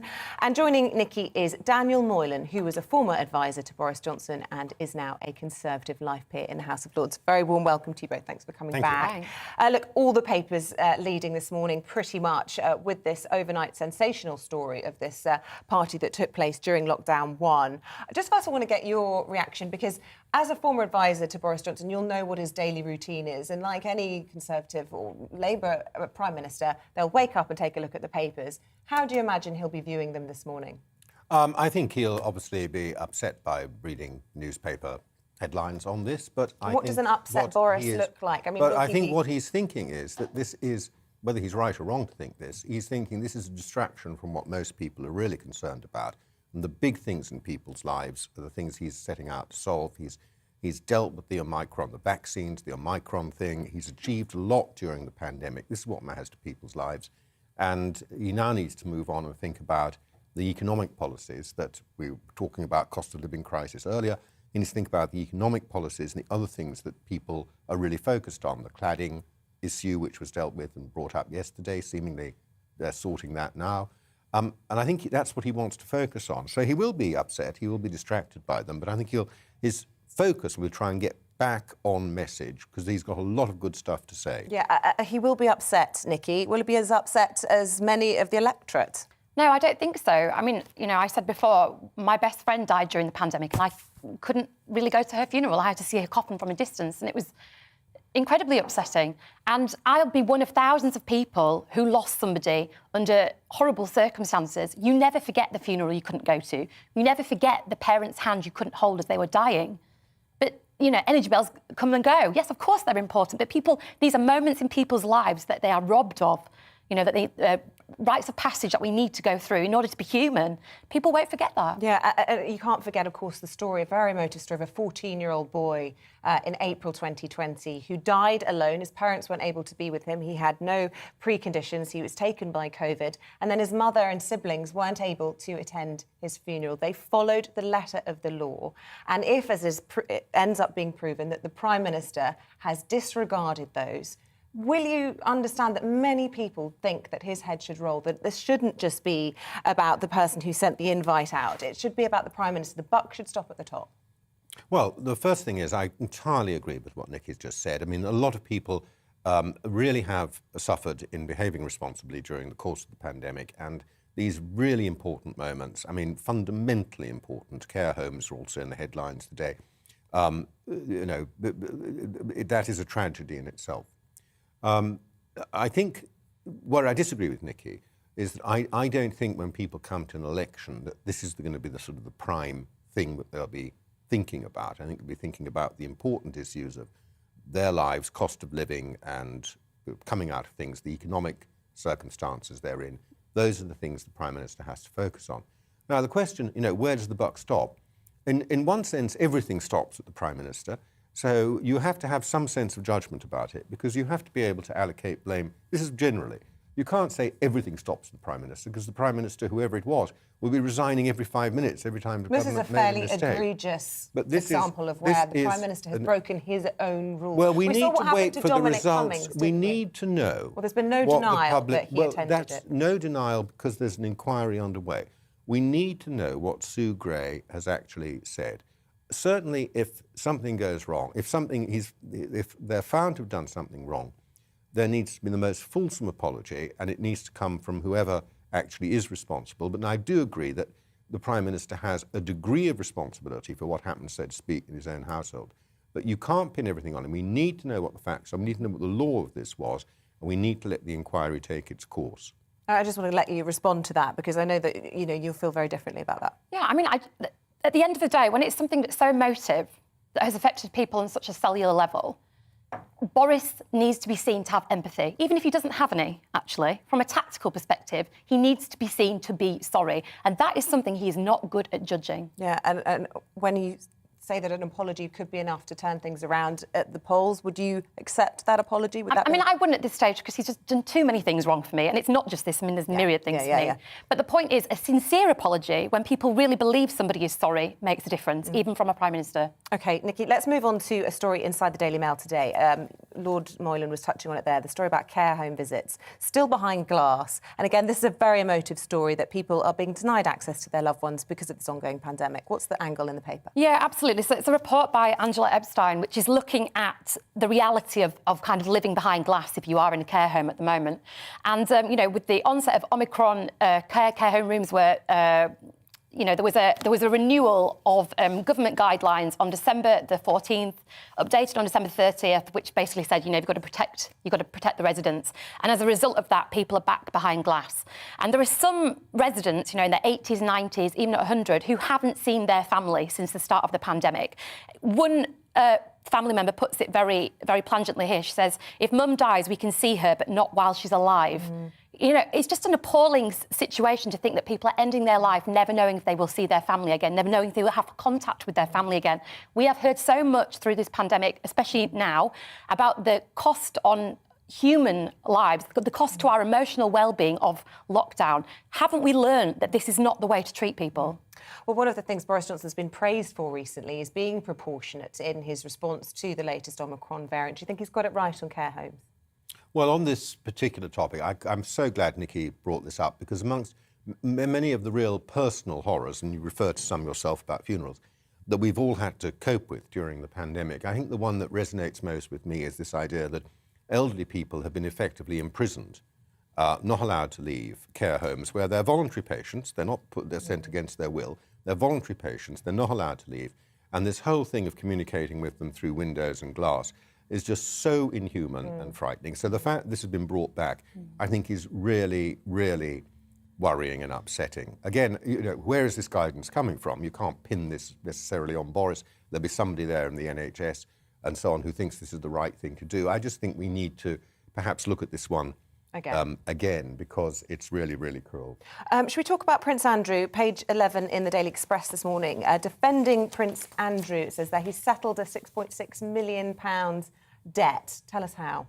Well, I don't know how he settled the debt, but he's the basic thing here is that he and his ex-wife, the Duchess of York, Sarah Ferguson, are selling this large chalet in Switzerland, essentially so that he can fund the legal case that has been brought against him.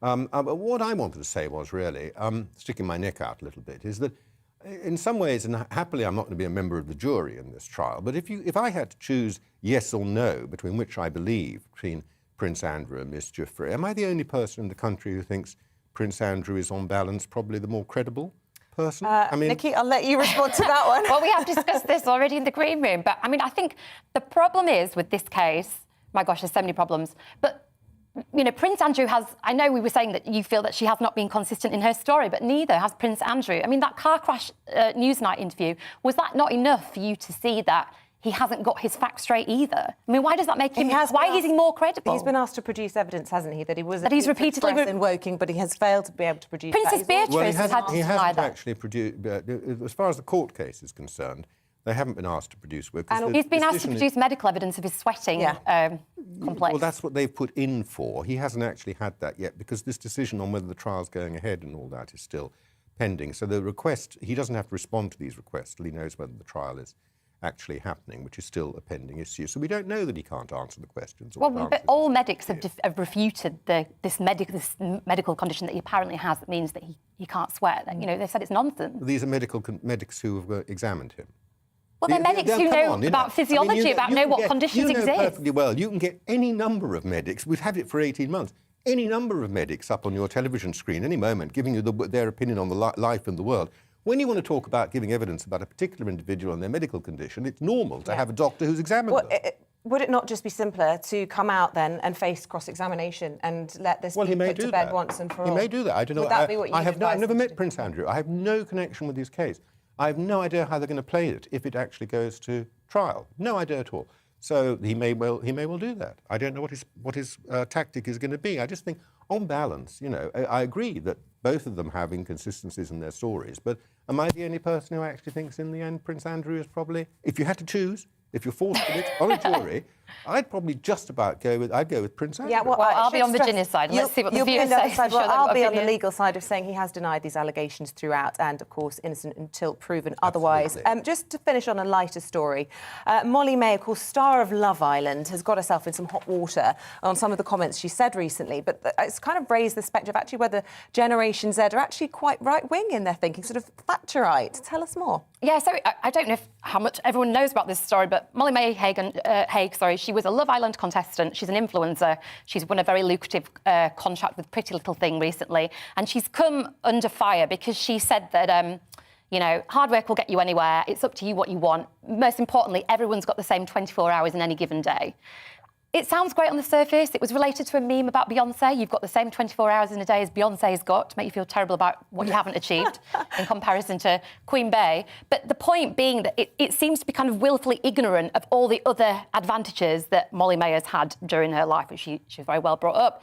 You know, there's lots of things going for her, and she's just not aware of the fact it's not a level playing field. Okay, were you offended by her comments? I rose completely above her comments. I have to say they never even reached me. I never heard of her until No, but I mean, do you accept the up. principle that anybody can achieve greatness? We all start from the same births. Well, there are two different things. Anybody can achieve greatness, and that's true, but we don't all start from the same place necessarily. Okay. But, you know, I think in general, the idea that you should go out into life with a degree of optimism about what you can achieve rather than hiding in a hole and being scared the whole time is probably a good one. Lord Moylan, Nicky Hodgson, we have to leave it there. It's been fiery. We do appreciate you joining us. Thanks very much indeed. Stay with us here on Breakfast coming up after the break. We'll bring you all the latest on the Downing Street party after revelations of another get-together, this time with Bring Your Own Booze. First, though, here's your forecast.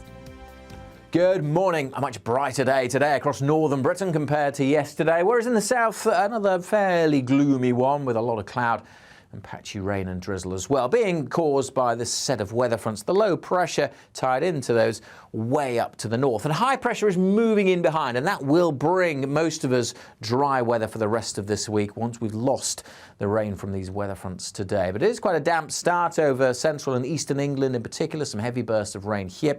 Further north, we've already got the brighter skies, some sunshine through the morning. Chilly start, yes, but generally a fine day. Brightening up over northern England, North Wales, and eventually South Wales cheering up. Maybe even the Midlands seeing a bit of brightness this afternoon. But for much of southern England and East Anglia, staying fairly dull and dank. But it is mild here. Temperatures up to double figures. Further north, temperatures typically 7 or 8 Celsius. Still quite windy in the northwest, but not quite as windy as yesterday. It'll stay blustery here through the evening and overnight with further showers. It'll take most of the evening before that rain clears away from the southeast. So quite a dank, drizzly, misty evening here. Clearer skies elsewhere, though, will allow the frost to form. So it's going to be a colder night, certainly for most of England and Wales, with a frost likely even in some urban areas.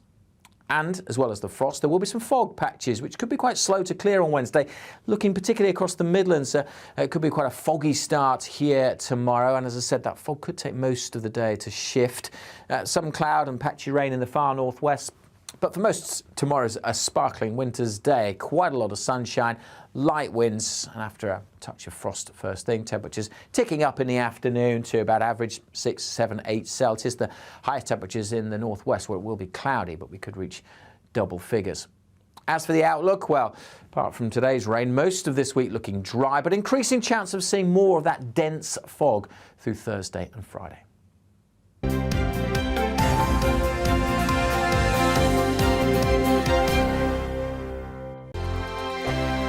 Hello there, I'm Eamonn. And I'm Isabel. And you're watching the GB News digital stream across the United Kingdom. And around the world. If you're here in the UK, you can also watch us on your TV screen. GB News is Freeview channel 236. On Sky, we're channel 515. 626 on Virgin Media. Just remember, you might need to retune your TV to watch the channel. Yeah, and if you are doing that, find out more about retuning by going to gbnews.uk. Join my show Farage, 7 p.m. till 8 p.m. Monday through Thursday, and there you will get opinion, analysis, debate, and I'll cover stories that nobody else dares to touch. And then for the last 15 minutes, talking pints. We're over a drink. We have a civilized conversation with someone. We very often disagree, but we do it in a grown-up way. Come and join me on Farage.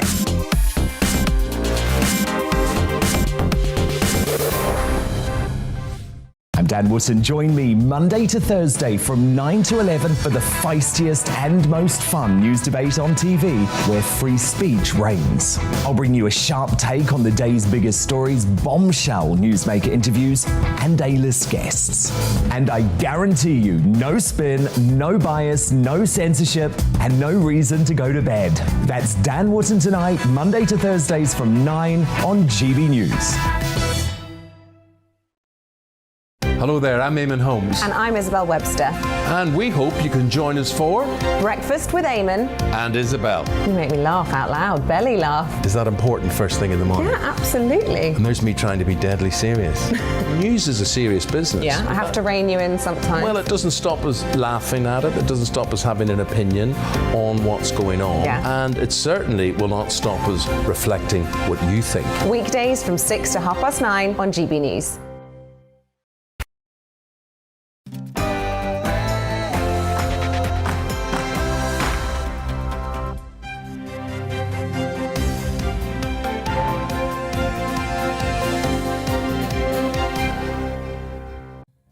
You're watching and listening to Breakfast with Eamonn and Isabel here on GB News. It is 9 o'clock. It's Tuesday, the 11th of January. This is Breakfast on GB News, on your TV and on your radio. You can find us on DAB+.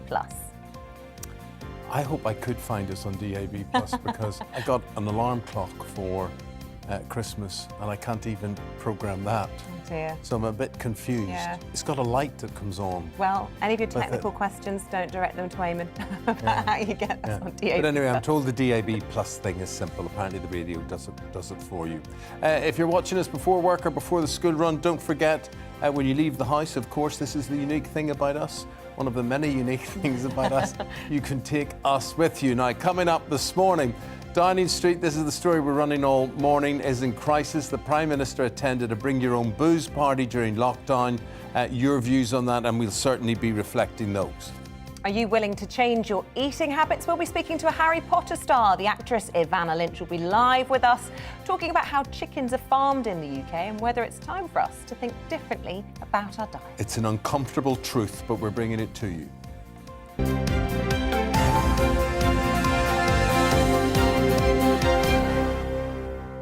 You see, there is that disconnection between our food, where it comes from and how we think it comes from. So, for instance, let's take cooked ham. It's in a plastic packet. You open it up, and do you think about animals? No. I don't. And that's the disconnect. Having kids really makes you face that, because you see them in the field and then they say, "What's that?" And you say, "You've just eaten it." That's a lamb. Yes. So we had for Sunday lunch, and they get really upset, and it just confronts you a little bit, doesn't it? Anyway, interesting debate, but we have a real-life Harry Potter star on to talk about all of that. Families of those who've died of coronavirus say they are furious at claims Downing Street staff attended a garden party at number 10 during lockdown. Yeah, in a leaked email released by ITV News, 100 employees were asked to bring their own booze to the socially distanced event on the 20th of May 2020. Lots of views have been coming in on this, haven't they, Eamonn? A lot of things must happen, says Ray, about parties held by those in power. All attendees of these parties must be prosecuted in the same way that other people have been prosecuted. And all who have been prosecuted should have their convictions quashed, and they should be refunded in full. So I suppose what he's saying is, you know, people who were caught having house parties and whatever and received fines, what's the difference? Well, you could say this is outside. A lot of people saying all of this is politically motivated, but, you know, fact is fact, picture is picture, lockdown is lockdown, and there's an inquiry going on to find out exactly what happened. Well, Katie says, at the same time as we were banned from seeing family, travelling, going on holiday, going to work, shops, pubs, receiving treatment for terminal conditions, visiting loved ones in hospital or attending their funerals, it was a case of business as usual for our shoddy leaders and their advisors. Well, every newspaper has this on the front page this morning. We go to Paul Hawkins, our reporter, live at Downing Street to tell us what reaction, what feedback he's getting. Paul.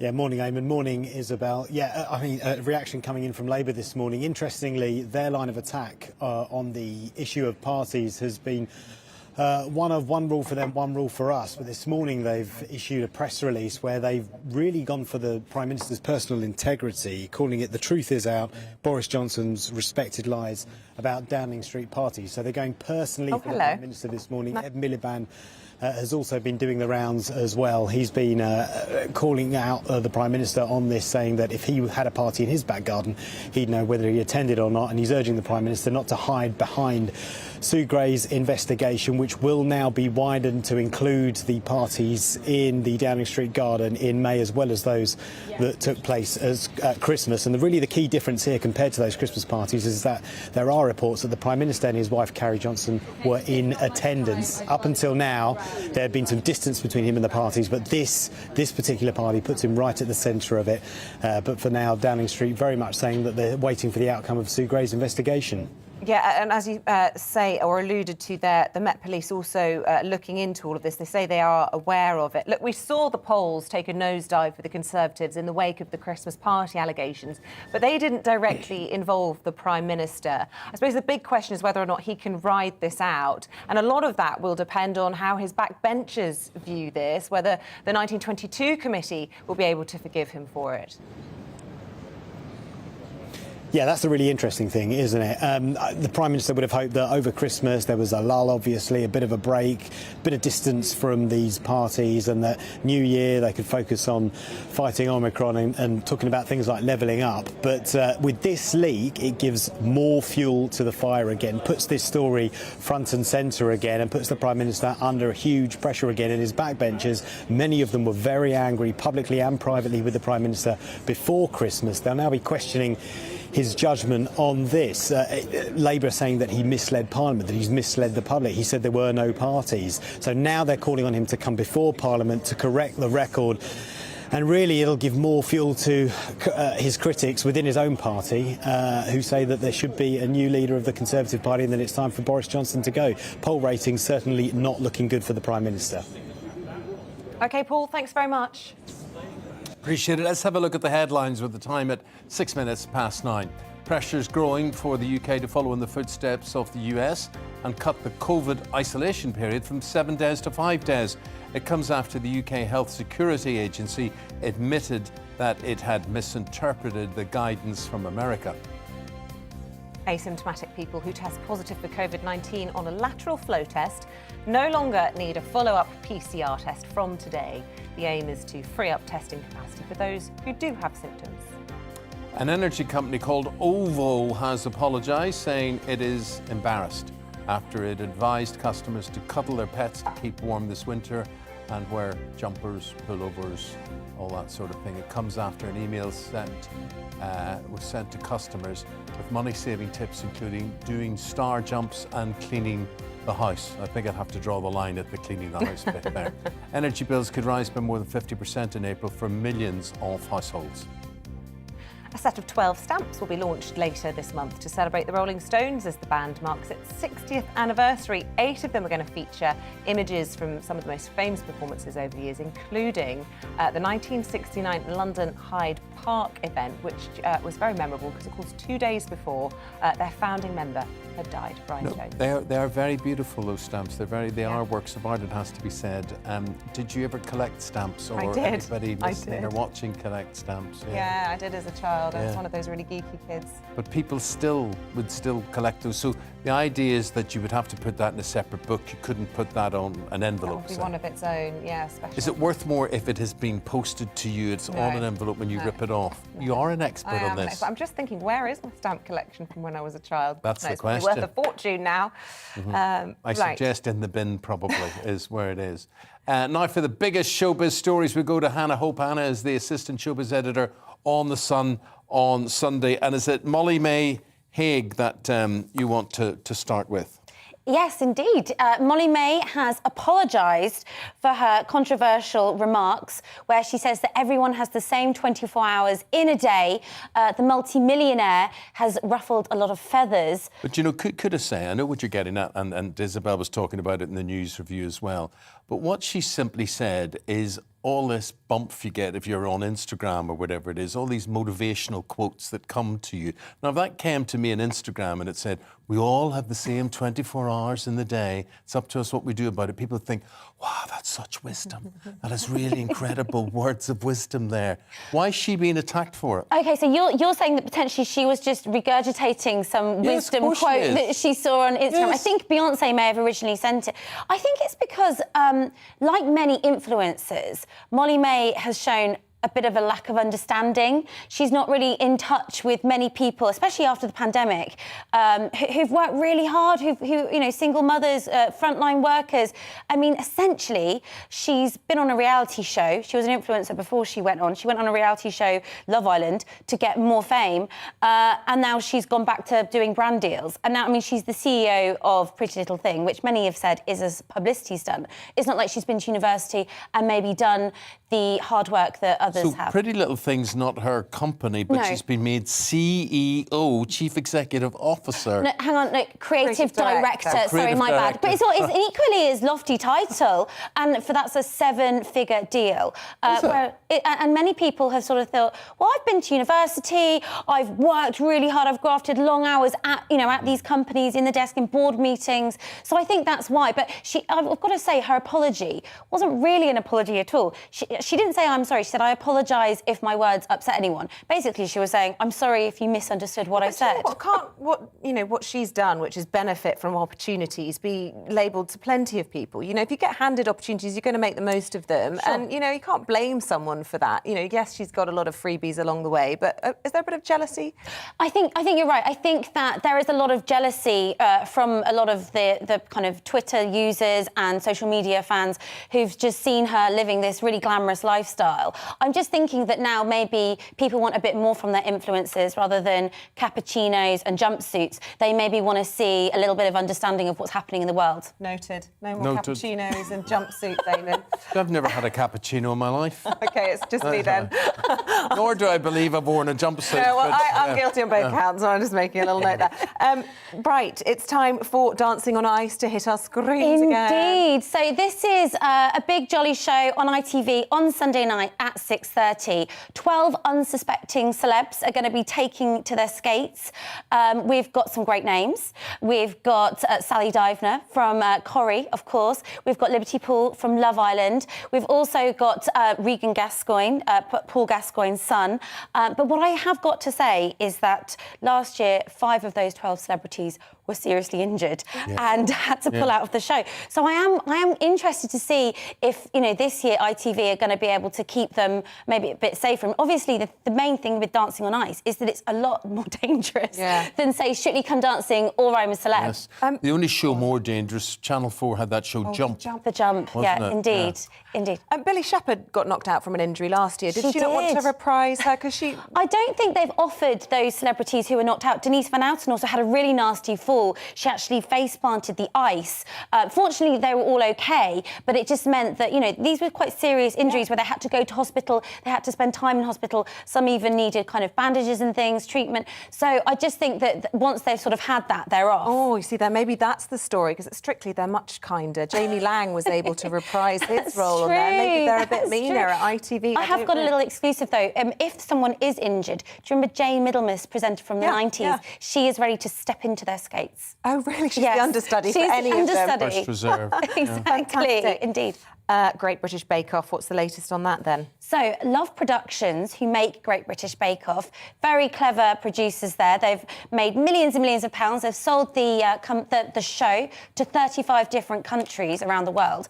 They have trademarked Paul Hollywood's handshake. What is Paul Hollywood's handshake? So, for viewers who don't watch it, it's a very coveted award. Yeah, we can do it. Demonstrate it to me. If you've done a really good bake, Isabel, Paul Hollywood will give you his handshake. He only offers maybe 1 or 2 per season. So, you know, they're very coveted.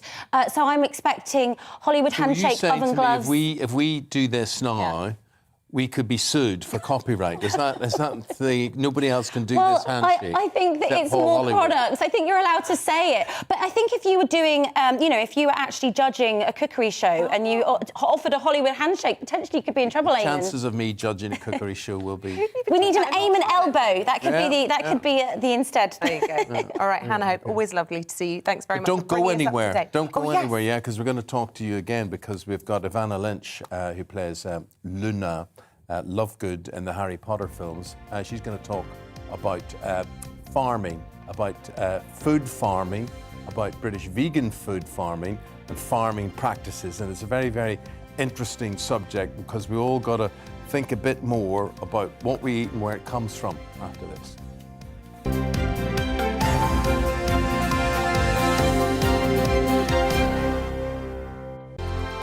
Hello there, I'm Eamonn. And I'm Isabel. And you're watching the GB News digital stream across the United Kingdom. And around the world.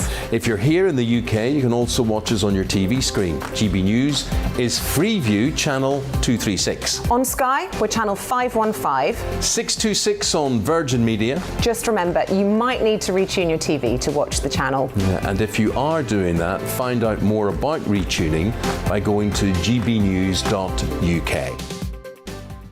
Join my show Farage, 7 p.m. till 8 p.m. Monday through Thursday, and there you will get opinion, analysis, debate, and I'll cover stories that nobody else dares to touch. And then for the last 15 minutes, talking pints. We're over a drink. We have a civilised conversation with someone. We very often disagree, but we do it in a grown-up way. Come and join me on Farage.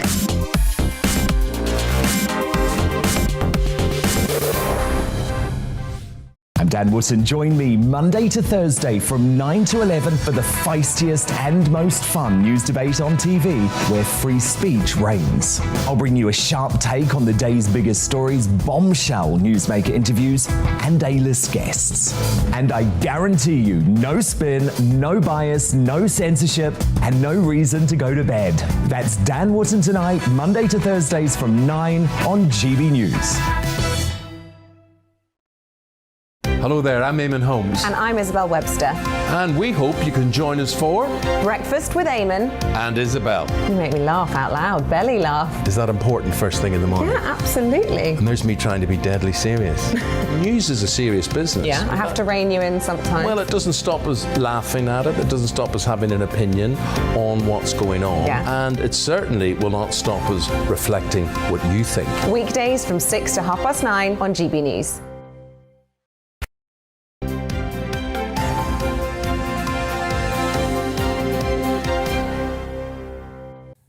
Now, there is a vegan fried chicken company called VFC, right? And they conducted a survey, which is very, very important. And they asked people what they knew about how chickens, real chickens, are farmed in the UK. And some people who were polled vowed to make different shopping and eating habits as a result of this survey. Right. People were shown an image of a typical industrial factory farm shed and asked, would you be happy to buy chicken from here? And only 16% of people said they would. So just how bad is factory farming in the UK? Very pleased to bring in the very famous Harry Potter actress, Ivana Lynch. She's joining us live this morning. A very warm welcome to you. Thanks for coming on. Look, I know you've personally been to one of these factory farms. Tell us what it was like. Yeah, thank you for having me on.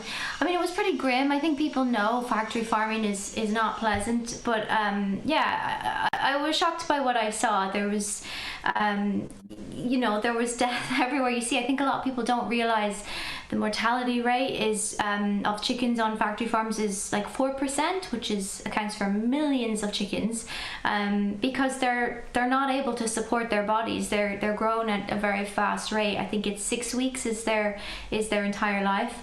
So yeah, I was shocked. But I think the thing that was more shocking to me is the fact that 95% of chicken in the UK comes from factory farms. I don't think people realise how prevalent it is that most chicken that you buy here and eat comes from these conditions. Ivana, they so don't, and they also don't realise those chickens are killed at about 6 weeks old. And I would be one of those people guilty of that. And I was saying to Isabel earlier, we all have this disconnect because of supermarkets. Everything's in a packet.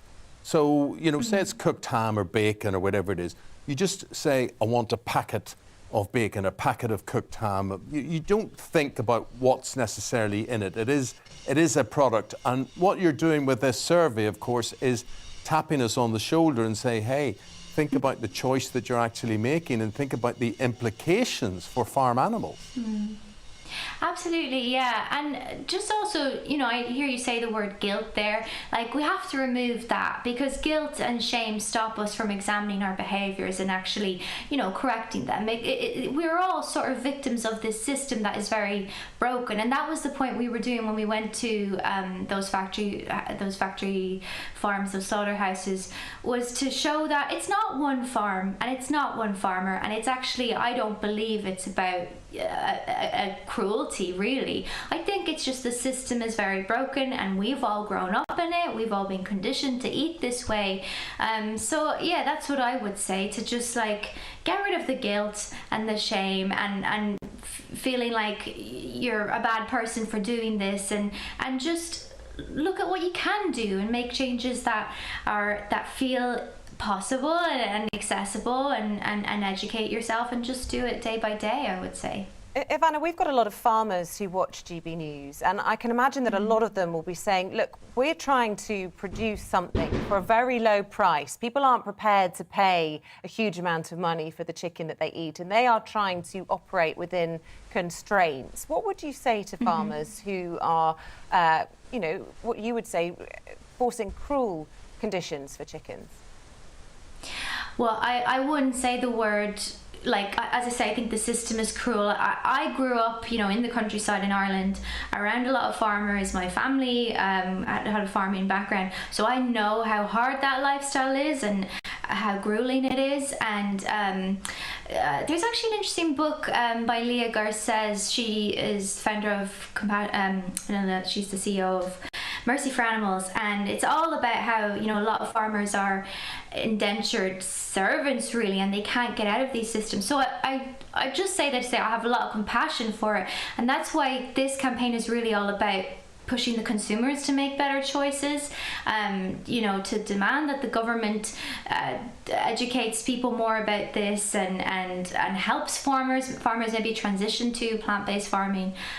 So, you know, I don't believe in pointing the finger and and kind of this kind of division between vegans and farmers. I don't see it like that. I think we have a lot of work to do to kind of find if unity. we leave the negative things alone, what's the positivity about vegan fried chicken? Where does that come from? What's in that? What's in it? Soy, wheat. It's really delicious. It's in Tesco, so if you want to get it, it's very accessible. You might as well give it a try, you know.